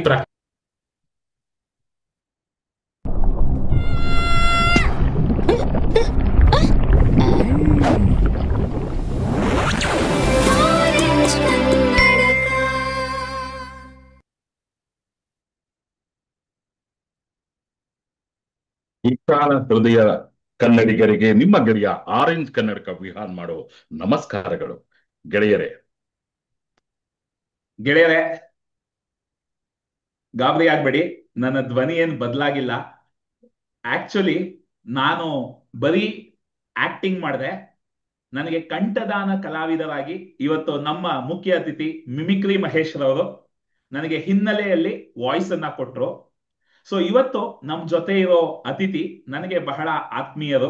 ಯಾಕಂದ್ರೆ ನಾವಿಬ್ರು ಪರಸ್ಪರ ಈ ಬರೀ ಆಕರ್ಷಣೆಯ ನಿಯಮದ ಪಯಣ ಅಲ್ಲ, ಆದ್ರೆ ಈ ಸಿನಿಮಾ ಪಯಣದಲ್ಲಿ ಬಹಳ ವರ್ಷಗಳಿಂದ, ಆಲ್ಮೋಸ್ಟ್ ಒಂದು 10 ವರ್ಷದಿಂದ ಒಟ್ಟಿಗೆ ಪಯಣಿಸ್ತಿರುವಂತ ಇಬ್ರು ಗೆಳೆಯರು. ಸೊ ಅವರನ್ನ ಇವತ್ತು ನಿಮ್ಮೆಲ್ಲರ ಮುಂದೆ ಅವ್ರ ಜೊತೆ ಮಾತನಾಡೋದ್ರಲ್ಲಿ ನನಗೆ ಬಹಳ ಸಂತೋಷ ಇದೆ. ಆದ್ರೆ ಅದಕ್ಕೆ ಮುಂಚೆ ಈ ಒಳ್ಳೆ ಕತೆ ವಿಹಾನ್ ಜೊತೆ ಕಾರ್ಯಕ್ರಮವನ್ನ ನಾವು ಏನಕ್ಕೆ ಸತತವಾಗಿ ಮಾಡ್ತಾ ಇದೀವಿ, ಈ ರೀತಿ ಬೇರೆ ಬೇರೆ ಅತಿಥಿಗಳನ್ನ ಪ್ರತಿ ವಾರ ಕರ್ಕೊಂಡು ಬಂದು ನಿಮ್ಮೆಲ್ಲರಿಗೂ ಅವ್ರನ್ನ ಪರಿಚಯ ಮಾಡಿ ಅವರನ್ನ ನಿಮ್ಮ ಜೊತೆ ಮಾತಾಡಿಸ್ತಾ ಇದ್ದೀನಿ ಅನ್ನೋದ್ರ ಬಗ್ಗೆ ಹೇಳ್ಬಿಡ್ತೀನಿ. ಈ ಕಾರ್ಯಕ್ರಮದ ಉದ್ದೇಶ ಬಹಳ ಸರಳ. ಆಕರ್ಷಣೆಯ ನಿಯಮದ ಬಗ್ಗೆ ನಮ್ಮ ಮನಸ್ಸಿನಲ್ಲಿ, ಅಚೇತನ ಮನಸ್ಸಿನಲ್ಲಿರುವ ಆಲೋಚನೆಗಳಾಗ್ಲಿ, ಭಾವನೆಗಳಾಗ್ಲಿ, ನಂಬಿಕೆಗಳಾಗ್ಲಿ, ಎಲ್ಲದಕ್ಕೂ ಇರುವ ಶಕ್ತಿಯ ಬಗ್ಗೆ ನಾನು ಒಬ್ಬನೇ ಈ ಯೂಟ್ಯೂಬ್ ಚಾನೆಲ್ ನಲ್ಲಿ ಮಾತಾಡೋದಕ್ಕಿಂತ ನಮ್ಮ ಕರ್ನಾಟಕದಲ್ಲೇ, ಕನ್ನಡಿಗರಲ್ಲೇ ಹಲವಾರು ಜನ ಎಲ್ಲವನ್ನು ಅರ್ಥ ಮಾಡ್ಕೊಂಡು ಇದೆಲ್ಲವನ್ನು ತಮ್ಮ ಜೀವನದಲ್ಲಿ, ನಾನು ಎಷ್ಟೋ ಸರ್ತಿ ಹೇಳಿದೀನಿ, ಆಕರ್ಷಣೆ ನಿಯಮ ಗೊತ್ತಿದೆಯೋ ಗೊತ್ತಿಲ್ವೋ, ಆದ್ರೆ ನಮ್ಮ ಜೀವನದಲ್ಲಿ ಅದನ್ನ ಬಳಸ್ತಾ ಇರ್ತೀವಿ. ಅದು ನಮಗೆ ಬಹಳಷ್ಟು ರೀತಿಗಳಲ್ಲಿ ಫಲಿತಾಂಶಗಳನ್ನ ಕೊಡ್ತಾ ಇರುತ್ತೆ. ಆ ರೀತಿ ಫಲಿತಾಂಶಗಳನ್ನ ಪಡೆದುಕೊಂಡು ಜೀವನದಲ್ಲಿ ಬೆಳೆದು ಇವತ್ತು ತಮ್ಮ ತಮ್ಮ ಜೀವನದಲ್ಲಿ ಪವಾಡಗಳನ್ನ ಅನುಭವಿಸ್ತಾ ಅದನ್ನ ಇತರರಿಗೂ ಕನ್ನಡದಲ್ಲಿ ಹೇಳ್ಕೊಡ್ತಿರುವಂತ ಹಲವಾರು ಅದ್ಭುತ ವ್ಯಕ್ತಿಗಳನ್ನ ಈ ಕಾರ್ಯಕ್ರಮಕ್ಕೆ ಕರ್ಕೊಂಡು ಬಂದು ನಮ್ಮ ಒಂದು ಕಮ್ಯುನಿಟಿ ಏನಿದೆ ಅಲ್ಲೂ ಈ ವಿಷಯಗಳನ್ನ ಹಂಚ್ಕೋಬೇಕು. ಅವರ ಮುಖಾಂತರ, ಅವರ ಅನುಭವಗಳ ಮುಖಾಂತರ ನಿಮಗೆ ಈ ಆಕರ್ಷಣೆಯ ನಿಯಮದ ಬಗ್ಗೆ ಇನ್ನಷ್ಟು ಹೆಚ್ಚಿನ ಮಾಹಿತಿ ಕೊಡಬೇಕು ಅನ್ನೋದೇ ಈ ಒಳ್ಳೆ ಕತೆ ವಿಹಾನ್ ಜೊತೆ ಕಾರ್ಯಕ್ರಮದ ಉದ್ದೇಶ. ಅದೇ ನಿಟ್ಟಿನಲ್ಲಿ ಇವತ್ತು ನಮ್ಮ ಜೊತೆ ಇರುವ ಮುಖ್ಯ ಅತಿಥಿ ಮಿಮಿಕ್ರಿ ಮಹೇಶ್ ರವರು. ಮಿಮಿಕ್ರಿ ಮಹೇಶ್ ರವರು ಮೂಲತಃ ಒಂದು ಇಂಜಿನಿಯರಿಂಗ್ ಕಾಲೇಜಲ್ಲಿ ಲೆಕ್ಚರರ್ ಆಗಿದ್ದು ಬೇರೆ ಬೇರೆ ಪೊಸಿಷನ್ ಅಲ್ಲಿ ವರ್ಕ್ ಮಾಡಿ ನನ್ನ ಅವ್ರು ಭೇಟಿ ಮಾಡ್ಬೇಕಾದ್ರೆ ಇನ್ನೂ ಕಾಲೇಜಲ್ಲಿ ಇದ್ರು. ಆದ್ರೆ ಅದರ ಜೊತೆಗೆ ಅವರು ಕನ್ನಡ ಚಿತ್ರರಂಗದಲ್ಲಿ ಕಿರುತೆರೆಯಲ್ಲಿ ಮತ್ತೆ ಬೆಳ್ಳಿತೆರೆಯಲ್ಲಿ ಹಲವಾರು ಪಾತ್ರಗಳಲ್ಲಿ ನಟಿಸಿದ್ದಾರೆ. ಮತ್ತೆ ಬಹಳಷ್ಟು ಪ್ರಾಜೆಕ್ಟ್ಗಳಿಗೆ ಕಂಠದಾನ ಕಲಾವಿದರಾಗಿ ಕೆಲಸ ಮಾಡಿದ್ದಾರೆ. ಅಷ್ಟೇ ಅಲ್ಲದೆ ಅವರು ಮೂಲತಃ ಒಂದು ಅಧ್ಯಾಪಕರಾಗಿ ಹೇಳ್ಕೊಡೋ ವೃತ್ತಿಯಲ್ಲಿ ಇದ್ದಿದ್ರಿಂದ ಈ ವಾಯ್ಸ್ ಓವರ್ ಕಂಠದಾನ ಒಂದು ಕಲೆ ಏನಿದೆ ಅದರ ಬಗ್ಗೆ ಜನಕ್ಕೆ ಹೇಳ್ಕೊಡ್ಬೇಕು ಅಂತ 2018ರಲ್ಲಿ ಗೋಲ್ಡನ್ ವಾಯ್ಸ್ ಅಂತ ಒಂದು ಸಂಸ್ಥೆನ ಸ್ಥಾಪಿಸಿ ಅದರ ಮುಖಾಂತರ ಬಹಳಷ್ಟು ಕನ್ನಡಿಗರಿಗೆ ಬಹಳಷ್ಟು ಪ್ರತಿಭೆಗಳಿಗೆ ಕಂಠದಾನದ ಬಗ್ಗೆ ತಿಳಿಸ್ಕೊಡ್ತಾ ಬಂದಿದ್ದಾರೆ. ಅಷ್ಟೇ ಅಲ್ಲದೆ ಅವರು ಕೂಡ ತಮ್ಮ ಆಕರ್ಷಣೆ ನಿಯಮದ ಪಯಣವನ್ನ ತೊಡಗಿಸ್ಕೊಂಡು ನಮ್ಮ ಗುರುಗಳಾದ ಮಿತೇಶ್ ಕತ್ರಿ ಜೊತೆ ಅವರು ತಮ್ಮ ಪಯಣವನ್ನ ಮಾಡ್ತಾ ಇದ್ದಾರೆ. ಇವತ್ತು ಬರೀ ಕಂಠದಾನ ಅಲ್ಲ, ಹಣದ ಬಗ್ಗೆ, ಸಮೃದ್ಧಿಯನ್ನು ಹೇಗೆ ಆಕರ್ಷಿಸುವುದು, ಶೇರ್ ಮಾರ್ಕೆಟ್ ಬಗ್ಗೆ, ಇದೆಲ್ಲದರ ಬಗ್ಗೆ ಕೂಡ ಕನ್ನಡದಲ್ಲಿ ಜನಕ್ಕೆ ತಿಳಿಸ್ಕೊಡ್ತಾ ಇದ್ದಾರೆ. ಮತ್ತೆ ಬಹಳಷ್ಟು ಪ್ರತಿಭೆಗಳನ್ನ ಹೊಂದಿರುವಂತ ಒಬ್ಬ ಅದ್ಭುತ ಕಲಾವಿದ ಕೂಡ ಮಹೇಶ್ ಅವರು ನನ್ನ ಜೊತೆನೆ ಬಹಳಷ್ಟು ಸಿನಿಮಾಗಳಲ್ಲಿ, ನನ್ನ ಒಂದು ಕಿರುಚಿತ್ರ ವಿಶಾಲ ಹೃದಯದ ಕನ್ನಡಿಗರುನಲ್ಲಿ ನನ್ನ ಜೊತೆ ಅವರು ಒಂದು ಪ್ರೊಡ್ಯೂಸರ್ ಆಗಿ ಆಕ್ಟ್ ಮಾಡಿದ್ದಾರೆ. ನಮ್ಮ ಆರೆಂಜ್ ಕನ್ನಡಕ ಯೂಟ್ಯೂಬ್ ಚಾನಲ್ ಅಲ್ಲಿ ಮತ್ತೆ ನಮ್ಮ golden age film house channel ಅಲ್ಲಿ ಹೋದ್ರೆ ಹಲವಾರು ನಮ್ಮ ವಿಡಿಯೋಗಳಲ್ಲಿ, ಶಾರ್ಟ್ ಫಿಲ್ಮ್ ಗಳಲ್ಲಿ ಕೂಡ ಅವ್ರನ್ನ ನೋಡ್ತೀರಾ. ಮತ್ತೆ ಅವರು ಕನ್ನಡದಲ್ಲಿ ಎಷ್ಟೊಂದು ಚಿತ್ರಗಳಲ್ಲಿ ಕೂಡ ನಟಿಸಿದ್ದಾರೆ. ನೀವು ಜಸ್ಟ್ ಮಿಮಿಕ್ರಿ ಮಹೇಶ್ ಅಂತ ಇಂಟರ್ನೆಟ್ ಅಲ್ಲಿ ಟೈಪ್ ಮಾಡಿದ್ರೆ ಅವರ ಎಲ್ಲಾ ಚಿತ್ರಗಳು ನಿಮಗೆ ಸಿಗುತ್ತೆ. ಅಂತಹ ಒಂದು ಅದ್ಭುತ ಕಲಾವಿದ ಮತ್ತೆ ಒಂದು ಆತ್ಮೀಯ ಗೆಳೆಯ ಮಹೇಶ್ ರವರನ್ನ ಈ ಕಾರ್ಯಕ್ರಮಕ್ಕೆ ಇವತ್ತು ಬರಮಾಡ್ಕೊಳ್ತೀನಿ. ಮಹೇಶ್ ರವರೇ, ಒಂದು ನಿಮಿಷ ಮಹೇಶನ್ನ ನಾನು ಸ್ಪಾಟ್ಲೈಟ್ ತರ್ತೀನಿ. ಎಸ್ ಮಹೇಶ್, ನಮಸ್ಕಾರ. ಈ ಒಳ್ಳೆ ಕತೆ ವಿಹಾನ್ ಜೊತೆ ಕಾರ್ಯಕ್ರಮಕ್ಕೆ ನಿಮಗೆ ಆಧಾರದ ಸ್ವಾಗತ. ಮಹೇಶ್, ಹೇಗಿದ್ದೀರಾ? ನಮಸ್ಕಾರ. ನಮಸ್ಕಾರ ವಿಹಾನ್, ನನ್ನ ಧ್ವನಿ ಕೇಳಿಸ್ತಾ ಇದೆಯಾ? Audible and visible? Yes, thank you so much. ನಾನ್ ಬಹಳ ಚೆನ್ನಾಗಿದ್ದೀನಿ Vihaan. Thank you so much for the invitation. ನೀವೆಲ್ಲರೂ ಹೇಗಿದ್ದೀರಾ? ಈ ಒಂದು ಕಾರ್ಯಕ್ರಮ ನೋಡ್ತಾ ಇರೋರು, ಬಂದಿರೋರು ಪ್ಲೀಸ್ ಕಮೆಂಟ್ ಮಾಡಿ ಹೇಗಿದ್ದೀರಾ ಅಂತ. ಎಲ್ಲರೂ ನಿಮ್ಮ ಚಾಟ್ ಬಾಕ್ಸ್ ನ ಬಳಸ್ಕೊಳ್ಳಿ ಗೆಳೆಯರೆ. ಇನ್ನೊಂದು ಅನೌನ್ಸ್ಮೆಂಟ್ ಇವತ್ತು ಫಸ್ಟ್ ಸ್ಟಾರ್ಟಿಂಗ್ ಅಲ್ಲೇ ಮಾಡ್ಬಿಡ್ತಾ ಇದ್ದೀನಿ. ಮಹೇಶ್ ರವರು ಮಾತಾಡ್ತಾ ನಾನು ಅವ್ರನ್ನ ಪ್ರಶ್ನೆಗಳನ್ನ ಕೇಳ್ತಾ, ನಿಮ್ಗೆ ಏನೇ ಪ್ರಶ್ನೆಗಳಿದ್ಲು ಚಾಟ್ ಬಾಕ್ಸ್ ನಲ್ಲಿ ನೀವು ಕಮೆಂಟ್ ಮಾಡ್ತಾ ಹೋಗ್ಬೋದು. ಕೊನೆಯಲ್ಲಿ ಒಂದು 10 ನಿಮಿಷ 15 ನಿಮಿಷ ನಿಮಗ್ ಕೊಡ್ತೀನಿ ನಾನು. ನೀವೇನೇ ಪ್ರಶ್ನೆಗಳು ಕೇಳಿದ್ರು ಅದನ್ನ ನಾನು ಮಹೇಶ್ನವ್ರನ್ನ ಕೇಳ್ತೀನಿ. ಸೊ ಎಸ್, ಚಾಟ್ ಬಾಕ್ಸ್ ನಲ್ಲಿ ತಿಳಿಸ್ಬೋದು ಎಲ್ಲಾರು ಹೇಗಿದ್ದೀರಾ ಅಂತ. ಸೊ ಸ್ಟಾರ್ಟಿಂಗ್ ಅಲ್ಲಿ ನನಗೆ ಧ್ವನಿ ಕೊಟ್ಟಿದ್ದು ಮಹೇಶ್ ರವರು. ಸೊ ಮಹೇಶ್, ಎಸ್, ನಾನು ನಿಮ್ಮ ಬಗ್ಗೆ ಒಂದು ಸಣ್ಣ ಇಂಟ್ರಡಕ್ಷನ್ ಕೊಟ್ಟೆ. ನೀವು ನಿಮ್ಮ ಮಾತಿನಲ್ಲಿ ಒಂದು ಸಣ್ಣ ಇಂಟ್ರಡಕ್ಷನ್ ನಿಮ್ಮ ಬಗ್ಗೆ. ಎಲ್ರಿಗೂ ನಮಸ್ಕಾರ. ನನ್ನ ಹೆಸರು ಮಹೇಶ್ ಕುಮಾರ್ MC. ಮೂಲತಃ ಮಂಡ್ಯದವನು. ಬಟ್ ಶಾಲಾ ದಿನಗಳಿಂದನೇ ಮಿಮಿಕ್ರಿ ಮಾಡೋದಕ್ಕೆ ಶುರು ಮಾಡಿದ್ರಿಂದ ನನ್ನ ಹೆಸರಿನ ಮುಂದೆ ಮಿಮಿಕ್ರಿ ಅನ್ನೋ ಒಂದು ಹೆಸರು ಕೂಡ ಸೇರ್ಕೊಳ್ತು, ಅನ್ವರ್ಥ ಅಂತ ಹೇಳ್ಬೋದು. ಆ ಮಿಮಿಕ್ರಿ ಹೆಸರು ಸೇರ್ಕೊಂಡಿರೋದಕ್ಕೆ ಬಹಳ ಖುಷಿ ಇದೆ ನನಗೆ. ಯಾಕಂದ್ರೆ ಜನ ನನ್ನ ಬರೀ ಮಹೇಶ್ ಅಂತ ಹೇಳಿದ್ರೆ ಯಾರು ಗುರ್ತಿಡಿಯಲ್ಲ. ಮಹೇಶ, ಯಾವ ಮಹೇಶ್ ಅಂತಾರೆ. ಮಿಮಿಕ್ರಿ ಮಹೇಶ್ ಅಂದ ಕೂಡಲೇ ಓ ಮಿಮಿಕ್ರಿ ಮಹೇಶ, ಗೊತ್ತು ಗೊತ್ತು ಗೊತ್ತು ಅಂತ ಮಾತಾಡ್ತಾರೆ. ಹಾಗಾಗಿ ವಿಹಾನ್ ಅವರು ಹೇಳ್ದಂಗೆ ಮಿಮಿಕ್ರಿ ಮಹೇಶ್ ಅಂತ ಗೂಗಲ್ ಅಲ್ಲಿ ಸರ್ಚ್ ಮಾಡಿದ್ರು ಕೂಡ ಇವತ್ತು ಒಂದಷ್ಟು ವಿಡಿಯೋಸ್ ನನ್ನ ಬಗ್ಗೆ ಮಾಹಿತಿಗಳು ಬರುತ್ತೆ. ಹಾಗಾಗಿ ಖುಷಿಯ ವಿಚಾರ. ಸೊ ನಾನು basically M.Tech graduate environmental engineering ಅಲ್ಲಿ. ಆಮೇಲೆ ವಿಹಾನ್ ಅವರು ಹೇಳ್ದಂಗೆ ಒಂದು ಕಾಲೇಜಲ್ಲಿ ಕೆಲಸ ಕೂಡ ಮಾಡ್ತಿದ್ದೆ. ಬಟ್ ಚಿಕ್ಕಂದಿನಿಂದಲೂ ಕಲೆ ಅನ್ನೋದು ಕೈ ಬೀಸಿ ಕರಿತಾನೆ ಇತ್ತು. ಶಾಲಾ ದಿನಗಳಿಂದ ನಾಟಕಗಳು. ಸಿಂಪಲ್ ಆಗಿ ಹೇಳ್ಬೇಕಂದ್ರೆ ನಾನು ಸ್ಕೂಲ್ ಡೇಸ್ ಅಲ್ಲಿ ಹಾಡು ಹೇಳೋದಕ್ಕೆ ಫೇಮಸ್ಸು, ಪ್ರೈಮರಿ ಸ್ಕೂಲ್ ಡೇಸ್ ಅಲ್ಲಿ. ಸೊ ಅದು ಒಂದು 5th ಸ್ಟ್ಯಾಂಡರ್ಡ್ ಒಳಗೂ ನಡೀತು. ಆಕ್ಚುಲಿ 5th ಸ್ಟ್ಯಾಂಡರ್ಡ್ಗೆ ಒಬ್ಳು ಶಾರದಾ ಅಂತ ಜಾಯ್ನ್ ಆಗ್ತಾಳೆ ನಮ್ಮ ಸ್ಕೂಲ್ಗೆ. ನನಗಿಂತ ಚೆನ್ನಾಗಿ ಹಾಡಕ್ ಶುರು ಮಾಡ್ತಾಳೆ. ಸೊ ನನ್ನ ಹಿಂದೆ ಇದ್ದಂಥ ಫ್ಯಾನ್ಸ್ ಎಲ್ಲ ಅವಳ ಹಿಂದೆ ಓಡೋಗ್ಬಿಡ್ತಾರೆ. ಸೊ ನಾನು ಯೋಚನೆ ಮಾಡ್ತೀನಿ ಹೆಂಗಪ್ಪ ವಾಪಸ್ ಕರ್ಕೊಂಬರೋದು ನನ್ನ ಫ್ಯಾನ್ಸ್ನ ಅಂತ. ಯಾಕಂದ್ರೆ ಕಲಾವಿದರಿಗೆ ಚಪ್ಪಾಳೆ ಸದ್ದು ಕೇಳಿಸ್ತಿಲ್ಲ, ಫ್ಯಾನ್ಸ್ ಇಲ್ಲ ಅಂದ್ರೆ ಒಂಥರ ನಾವು ಇದ್ದೀವಾ ಇಲ್ವಾ ಅನ್ನೋ ಒಂದು ಫೀಲಿಂಗ್ ಸ್ಟಾರ್ಟ್ ಆಗ್ಬಿಡುತ್ತೆ. ಅದಾದ್ಮೇಲೆ ಆ ಟೈಮಲ್ಲೆಲ್ಲ ಈ ಬ್ರೇಕ್ ಡ್ಯಾನ್ಸ್ ಇದೆಲ್ಲ ಸಖತ್ ಫೇಮಸ್ ಇತ್ತಲ್ಲ, ನಾನು ಡ್ಯಾನ್ಸ್ ಮಾಡ್ತಾ ಇದ್ದೆ. ಹವಾ ಹವಾ ಹೇ ಹವಾ ಈ ಸಾಂಗ್ ಸಿಕ್ಕಾಬಟ್ಟೆ ವೈರಲ್ ಆಗಿತ್ತಾಗ. ಹಿಂಗೆ ಸ್ಕೂಲ್ ಯೂನಿಯನ್ ಡೇ ಫಂಕ್ಷನ್ ಅಲ್ಲಿ ಆ ಡ್ಯಾನ್ಸ್ ಮಾಡಿದ್ದು ರೀ. ಹಾಡು ಹೇಳೋದಕ್ಕೆ ಎಷ್ಟು ಜನ ವಾಪಸ್ ಹೋಗ್ಬಿಟ್ಟಿದ್ರು ಶಾರದಾ ಹಿಂದೆ, ಇನ್ಕ್ಲೂಡಿಂಗ್ ಶಾರದಾ ವಾಪಸ್ ಬರ್ತಾರೆ ಫ್ಯಾನ್ ಆಗಿ. ಡಬಲ್ ಬರ್ತಾರೆ ಆಕ್ಚುಲಿ. ಸೊ ಅದು ಒಂದು 3 ವರ್ಷ ನಡೀತು, ಫಿಫ್ತ್ ಸಿಕ್ಸ್ತ್ ಸೆವೆಂತ್. ಹೈಸ್ಕೂಲಿಗೆ ಬರ್ತೀನಿ. ಹೈಸ್ಕೂಲಿಗೆ ಬಂದ್ರೆ ಅಲ್ಲಿವರೆಗೂ ಮಹೇಶ್ ಡ್ಯಾನ್ಸ್ ಕಿಂಗ್ ಅಂತ ಕರೀತಾ ಇದ್ರು ಜನ. ಹೈಸ್ಕೂಲಲ್ಲಿ ಶಿವಕುಮಾರ್ ಅಂತ ಇನ್ನೊಬ್ಬ ನನ್ನ ಫ್ರೆಂಡ್ ಎಂಟ್ರಿ ಕೊಡ್ತಾನೆ. ಈಗ ಮಿಲಿಟರಿಲಿ ಕೆಲಸ ಮಾಡ್ತಾ ಇದ್ದಾನೆ. ನನಗಿಂತ ಚೆನ್ನಾಗಿ ಡ್ಯಾನ್ಸ್ ಮಾಡಕ್ ಶುರು ಮಾಡ್ತಾನೆ. ಮತ್ತದೇ ಏನು ಫ್ಯಾನ್ಸ್ ಎಲ್ಲ ವಾಪಸ್ ಅವನ ಹಿಂದೆ ಹೋಗ್ತಾರೆ. ನನ್ನ ಒಳಗಡೆ ಇರೋ ಕಲಾವಿದ ಮಹೇಶ್, ನಿನ್ ಕತೆ ಏನು, ನೀನು ಸೂಪರ್ ಸ್ಟಾರ್, ನಿನ್ಗೆ ಫ್ಯಾನ್ಸ್ ಬೇಡವಾ ಅಂತ ಹೇಳಕ್ ಶುರು ಮಾಡುತ್ತೆ. ಏನ್ ಮಾಡೋದು ಅಂತ ಯೋಚನೆ ಮಾಡ್ತಾ ಕುಳ್ತಿರ್ಬೇಕಾದ್ರೆ, ನಿಮ್ಗೆಲ್ಲ ಗೊತ್ತು, ಕನ್ನಡ ರಾಜ್ಯೋತ್ಸವ ಟೈಮಲ್ಲೆಲ್ಲ ರೋಡಲ್ಲಿ ಏನು ಪೆಂಡಾಲ್ ಹಾಕಿ ಸೆಲೆಬ್ರೇಷನ್ ಮಾಡ್ತಾರೆ. ಮಂಡ್ಯದಲ್ಲೂ ಆ ರೀತಿ ಮಾಡ್ತಾ ಇದ್ರು. ಒಂದು ಆರ್ಕೆಸ್ಟ್ರಾ ಕಾರ್ಯಕ್ರಮ ನಡೀತಾ ಇತ್ತು. ಆರ್ಕೆಸ್ಟ್ರಾದಲ್ಲೆಲ್ಲ ಹೇಗೆ ಅನೌನ್ಸ್ ಮಾಡ್ತಾರೆ ನಿಮ್ಮೆಲ್ರಿಗೂ ಗೊತ್ತು. ಹಾಲ್ ಹಾಲ್ ಹಾಲ್ ಹಾಲ್ ಚೇಕ್ ಚೇಕ್ ಚೇಕ್ ಚೇಕ್ ಈಗ ಗ ಗ ಕೇಳಿ ಇಡ್ಲಿ ಇಡ್ಲಿ ಒಂದೊಂದೊಂದು ಗೀತೆ ತೇ ತೇ ತೇ ಚಿತ್ರ ತ್ರ ತ್ರ ತ್ರ. ಈ ತರ ಇಕೋ ಏನು ರಿವರ್ಬ್ ಎಫೆಕ್ಟ್ ಅಲ್ಲಿ ಹಲವಾರು ಸಾಂಗ್ಗಳನ್ನ ಹಾಡ್ತಾ ಇದ್ರು. ಡ್ಯಾನ್ಸ್ ಕೂಡ ಮಾಡ್ತಾ ಇದ್ರು. ಮ್ಯೂಸಿಷಿಯನ್ಸ್ ಒಂದು 10 ರಿಂದ 12 ಜನ ಇದ್ರು. ಆದ್ರೆ ಎಂಟೈರ್ 3.5 ಅವರ್ ಶೋನಲ್ಲಿ ಒಬ್ರು ಮೈಸೂರು ಆರ್ಟಿಸ್ಟ್, ಅವ್ರ ಹೆಸರು ಮರ್ತಿದ್ದೀನಿ, ಬಂದು ಮಿಮಿಕ್ರಿ ಮಾಡ್ತಾರೆ. ಒಂದು 8 ರಿಂದ 10 ಜನ ಆರ್ಟಿಸ್ಟ್ಗಳದ್ದು ಮಿಮಿಕ್ರಿ ಮಾಡ್ತಾರೆ. ಈ was the man of the match. ಆ ಟೈಮಲ್ಲಿ ಜನ ಹೆಂಗೆ ಅಂದ್ರೆ ಹಾರ ಹಾಕಿದ್ದೇನು, ಈ ನೋಟ್ಗಳೆಲ್ಲ ತಂದು ಪಿನ್ ಮಾಡ್ತಾರಲ್ಲ, ಹಂಗೆಲ್ಲ ಪಿನ್ ಮಾಡಿ ಅವ್ರನ್ನ ಬಿಗ್ ಸೆಲೆಬ್ರಿಟಿ ತರ ಸೆಲೆಬ್ರೇಟ್ ಮಾಡಕ್ ಶುರು ಮಾಡ್ತಾರೆ. ನನ್ಗೆ ಆಗ ಅನ್ಸುತ್ತೆ, ಅರೆ ಇದು ಒಂದು ಕಲೆ ಇದೆ, ಇದನ್ನ ಮಾಡ್ಬೇಕಲ್ವಾ ಅಂತ ಯೋಚಿಸ್ತಾ ಇರ್ತೀನಿ. ಅದು ಎಲ್ರಿಗೂ ಇರುತ್ತೆ, ಇನ್ಕ್ಲೂಡಿಂಗ್ ನೀವು ಬಂದಿರೋರು, ಈ ಕಾರ್ಯಕ್ರಮ ನೋಡ್ತಾ ಇರೋ ನಿಮ್ಮೆಲ್ರಿಗೂ ಅಣಕು ಕಲೆ ಅನ್ನೋದು ಬಂದಿರುತ್ತೆ. ಅನುಕರಣೆ ಕಲೆ ದೇವ್ರು ಕೊಟ್ಟಿರೋ ಒಂದು ವರ. ಅದನ್ನ ನಾವು ಬಳಸ್ಕೊಳಲ್ಲ ಅಷ್ಟೇ. ಹೆಸಿಟೇಷನ್ ಬಿಟ್ರೆ ಮಾಡ್ಬೋದು. ಜಗ್ಗೇಶ್ ಅವ್ರದ್ದು ರಾಣಿ ಮಹಾರಾಣಿ ಅನ್ನೋ ಸಿನಿಮಾ ರಿಲೀಸ್ ಆಗಿರುತ್ತೆ ಆ ಟೈಮಲ್ಲಿ. ಅದರಲ್ಲಿ ಅವ್ರದ್ದು ಒಂದು ಡೈಲಾಗ್ ಇದೆ, ತುಂಬಾ ಫೇಮಸ್. ಐತರಿಕೆ ಲಕಡಿ ಪಕಡಿ ಜುಮ್ಮ ಎಕ್ಕ ನಿನ್ನ ಬಾಯಿಗೆ ಮಣ್ಣಾಕ ಟೆಂಟ್ ಮುಂದೆ ಕಳೆಕಂತ ಒಗಬರ ಪೀಸ್ಗಳನ್ನೆಲ್ಲ ನೋಡ್ತಿದ್ನಲ್ಲಿ ಎಕ್ಕ ಪಲಾಸ್ರಿ ಕರ್ಕೊಂಬಂದ್ಬಿಟ್ಟು ಆಸ್ತಿ ಕೊಡಿಸ್ತೀನಿ, ಮದುವೆ ಮಾಡಿಸ್ತೀನಿ, ಹಂಗ್ ಮಾಡಿಸ್ತೀನಿ ಹಿಂಗ್ ಮಾಡಿಸ್ತೀನಿ ಅಂದ್ಬಿಟ್ಟು ಕೊಟ್ಟೆಯಲ್ಲಿ ನನ್ನ ಕೈಗೆ ತಾಮ್ರದ ಚೆನ್ನ ಎಕ್ಕ ನಿನ್ನ ಬಾಯಿಗೆ ಮಣ್ಣಾಕ ಅಂತ ಹೇಳ್ತಾ ಇದ್ದಾಗೆ, ಈಗ ಹೇಗೆ ವಿಹಾನ್ ಕ್ಲಾಪ್ ಮಾಡಿದ್ರು ಎಲ್ಲ ಕ್ಲಾಪ್ ಮಾಡಿದ್ರು, ಅವತ್ತು ಕೂಡ ಮಾಡ್ತಿದ್ರು. ಆ ಡೈಲಾಗ್ ತಲೆಯಲ್ಲಿ ಕುಳಿತುಕೊಂಡಿತ್ತು. ಶಾಲೆಗೆ ಹೋದೆ ನಾನು. ಐ ಥಿಂಕ್ 8th ಅಥವಾ 9th ಸ್ಟ್ಯಾಂಡರ್ಡ್ ಅನ್ಸುತ್ತೆ ನಾನು ಆ ಟೈಮಲ್ಲಿ. ಆಗ ಪ್ರದೀಪ್ ಅಂತ ಒಬ್ಬ ಹುಡುಗ ಫೇಲ್ ಆಗಿ ಬ್ಯಾಕ್ ಬೆಂಚರ್ ಆಗ್ಬಿಟ್ಟದ, ಹಿಂದೆ ಕುಳಿತುಕೊಳ್ತಾ ಇದ್ದ. ಅವನು ರ್ಯಾಗಿಂಗ್ ಮಾಡುವ ಹುಡುಗರಿಗೆ, ನಾನು ಜಗ್ಗೇಶ್ ತರ ಮಾತಾಡ್ತೀನಿ ನೀವೆಲ್ಲ ನಗಬೇಕು ಅಂತ ಹೇಳುವ. ಅವ್ನು ಮಾಡ್ತಿದ್ದ ವಾಯ್ಸ್ ಜಗ್ಗೇಶ್ ತರ ಅನ್ನಿಸ್ತಾ ಇರಲಿಲ್ಲ. ಸೊ ನಾನು ಗೊತ್ತಿಲ್ಲ ಎಲ್ಲಿತ್ತೋ ಧೈರ್ಯ, ಯಾಕಂದ್ರೆ ನಮ್ಮ ಅಪ್ಪ ಮೊದಲೇ ಪೊಲೀಸ್ ಡಿಪಾರ್ಟ್ಮೆಂಟ್ ಅಲ್ಲಿ ಇದ್ರು, ನಾವು ಯಾರಿಗೂ ಹೆದರುತ್ತಾ ಇರಲಿಲ್ಲ, ಅದೊಂದು ಧೈರ್ಯ ಇತ್ತು. ನಾನೇ ಈ ಜಗ್ಗೇಶ್ ಹಿಂಗಲ್ಲ ಮಾತಾಡೋದು ಅಂತ ಹೇಳ್ಬಿಟ್ಟೆ ಅವನಿಗೆ.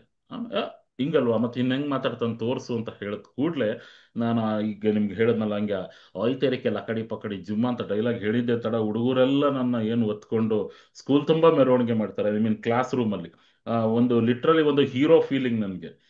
ಸೊ ನಮ್ಮ ಕ್ಲಾಸ್ ಟೀಚರ್ ಬರ್ತಾರೆ, ಏನ್ರೋ ಗಲಾಟೆ ಅಂದ ತಕ್ಷಣ, ಮೇಡಮ್ ಮಹೇಶ್ ಜಗ್ಗೇಶ್ ತರ ಮಾತಾಡ್ತಾನೆ, ಮಿಮಿಕ್ರಿ ಅನ್ನೋದು ಗೊತ್ತಿಲ್ಲ ನಮ್ಗೆ, ಜಗ್ಗೇಶ್ ತರ ಮಾತಾಡ್ತಾನೆ ಅಂತ ಹೇಳಿದ ಕೂಡಲೇ ಹೌದಾ ಇಲ್ಲಿ ಮಾಡು ಅಂದ ತಕ್ಷಣ ಮತ್ತೆ ಮೇಡಮ್ ಮುಂದೆ ಶುರು. ನಾನು ಐತೇರಿಕೆ ಲಕಡಿ ಪಕ್ಕಡಿ ಜುಮ್ಮ ಅಂದ ತಕ್ಷಣ ಅವರು ಖುಷಿ ಆಗ್ಬಿಟ್ಟು ಸೀದಾ HM ಹತ್ರ ಕರ್ಕೊಂಡು ಹೋಗ್ತಾರೆ.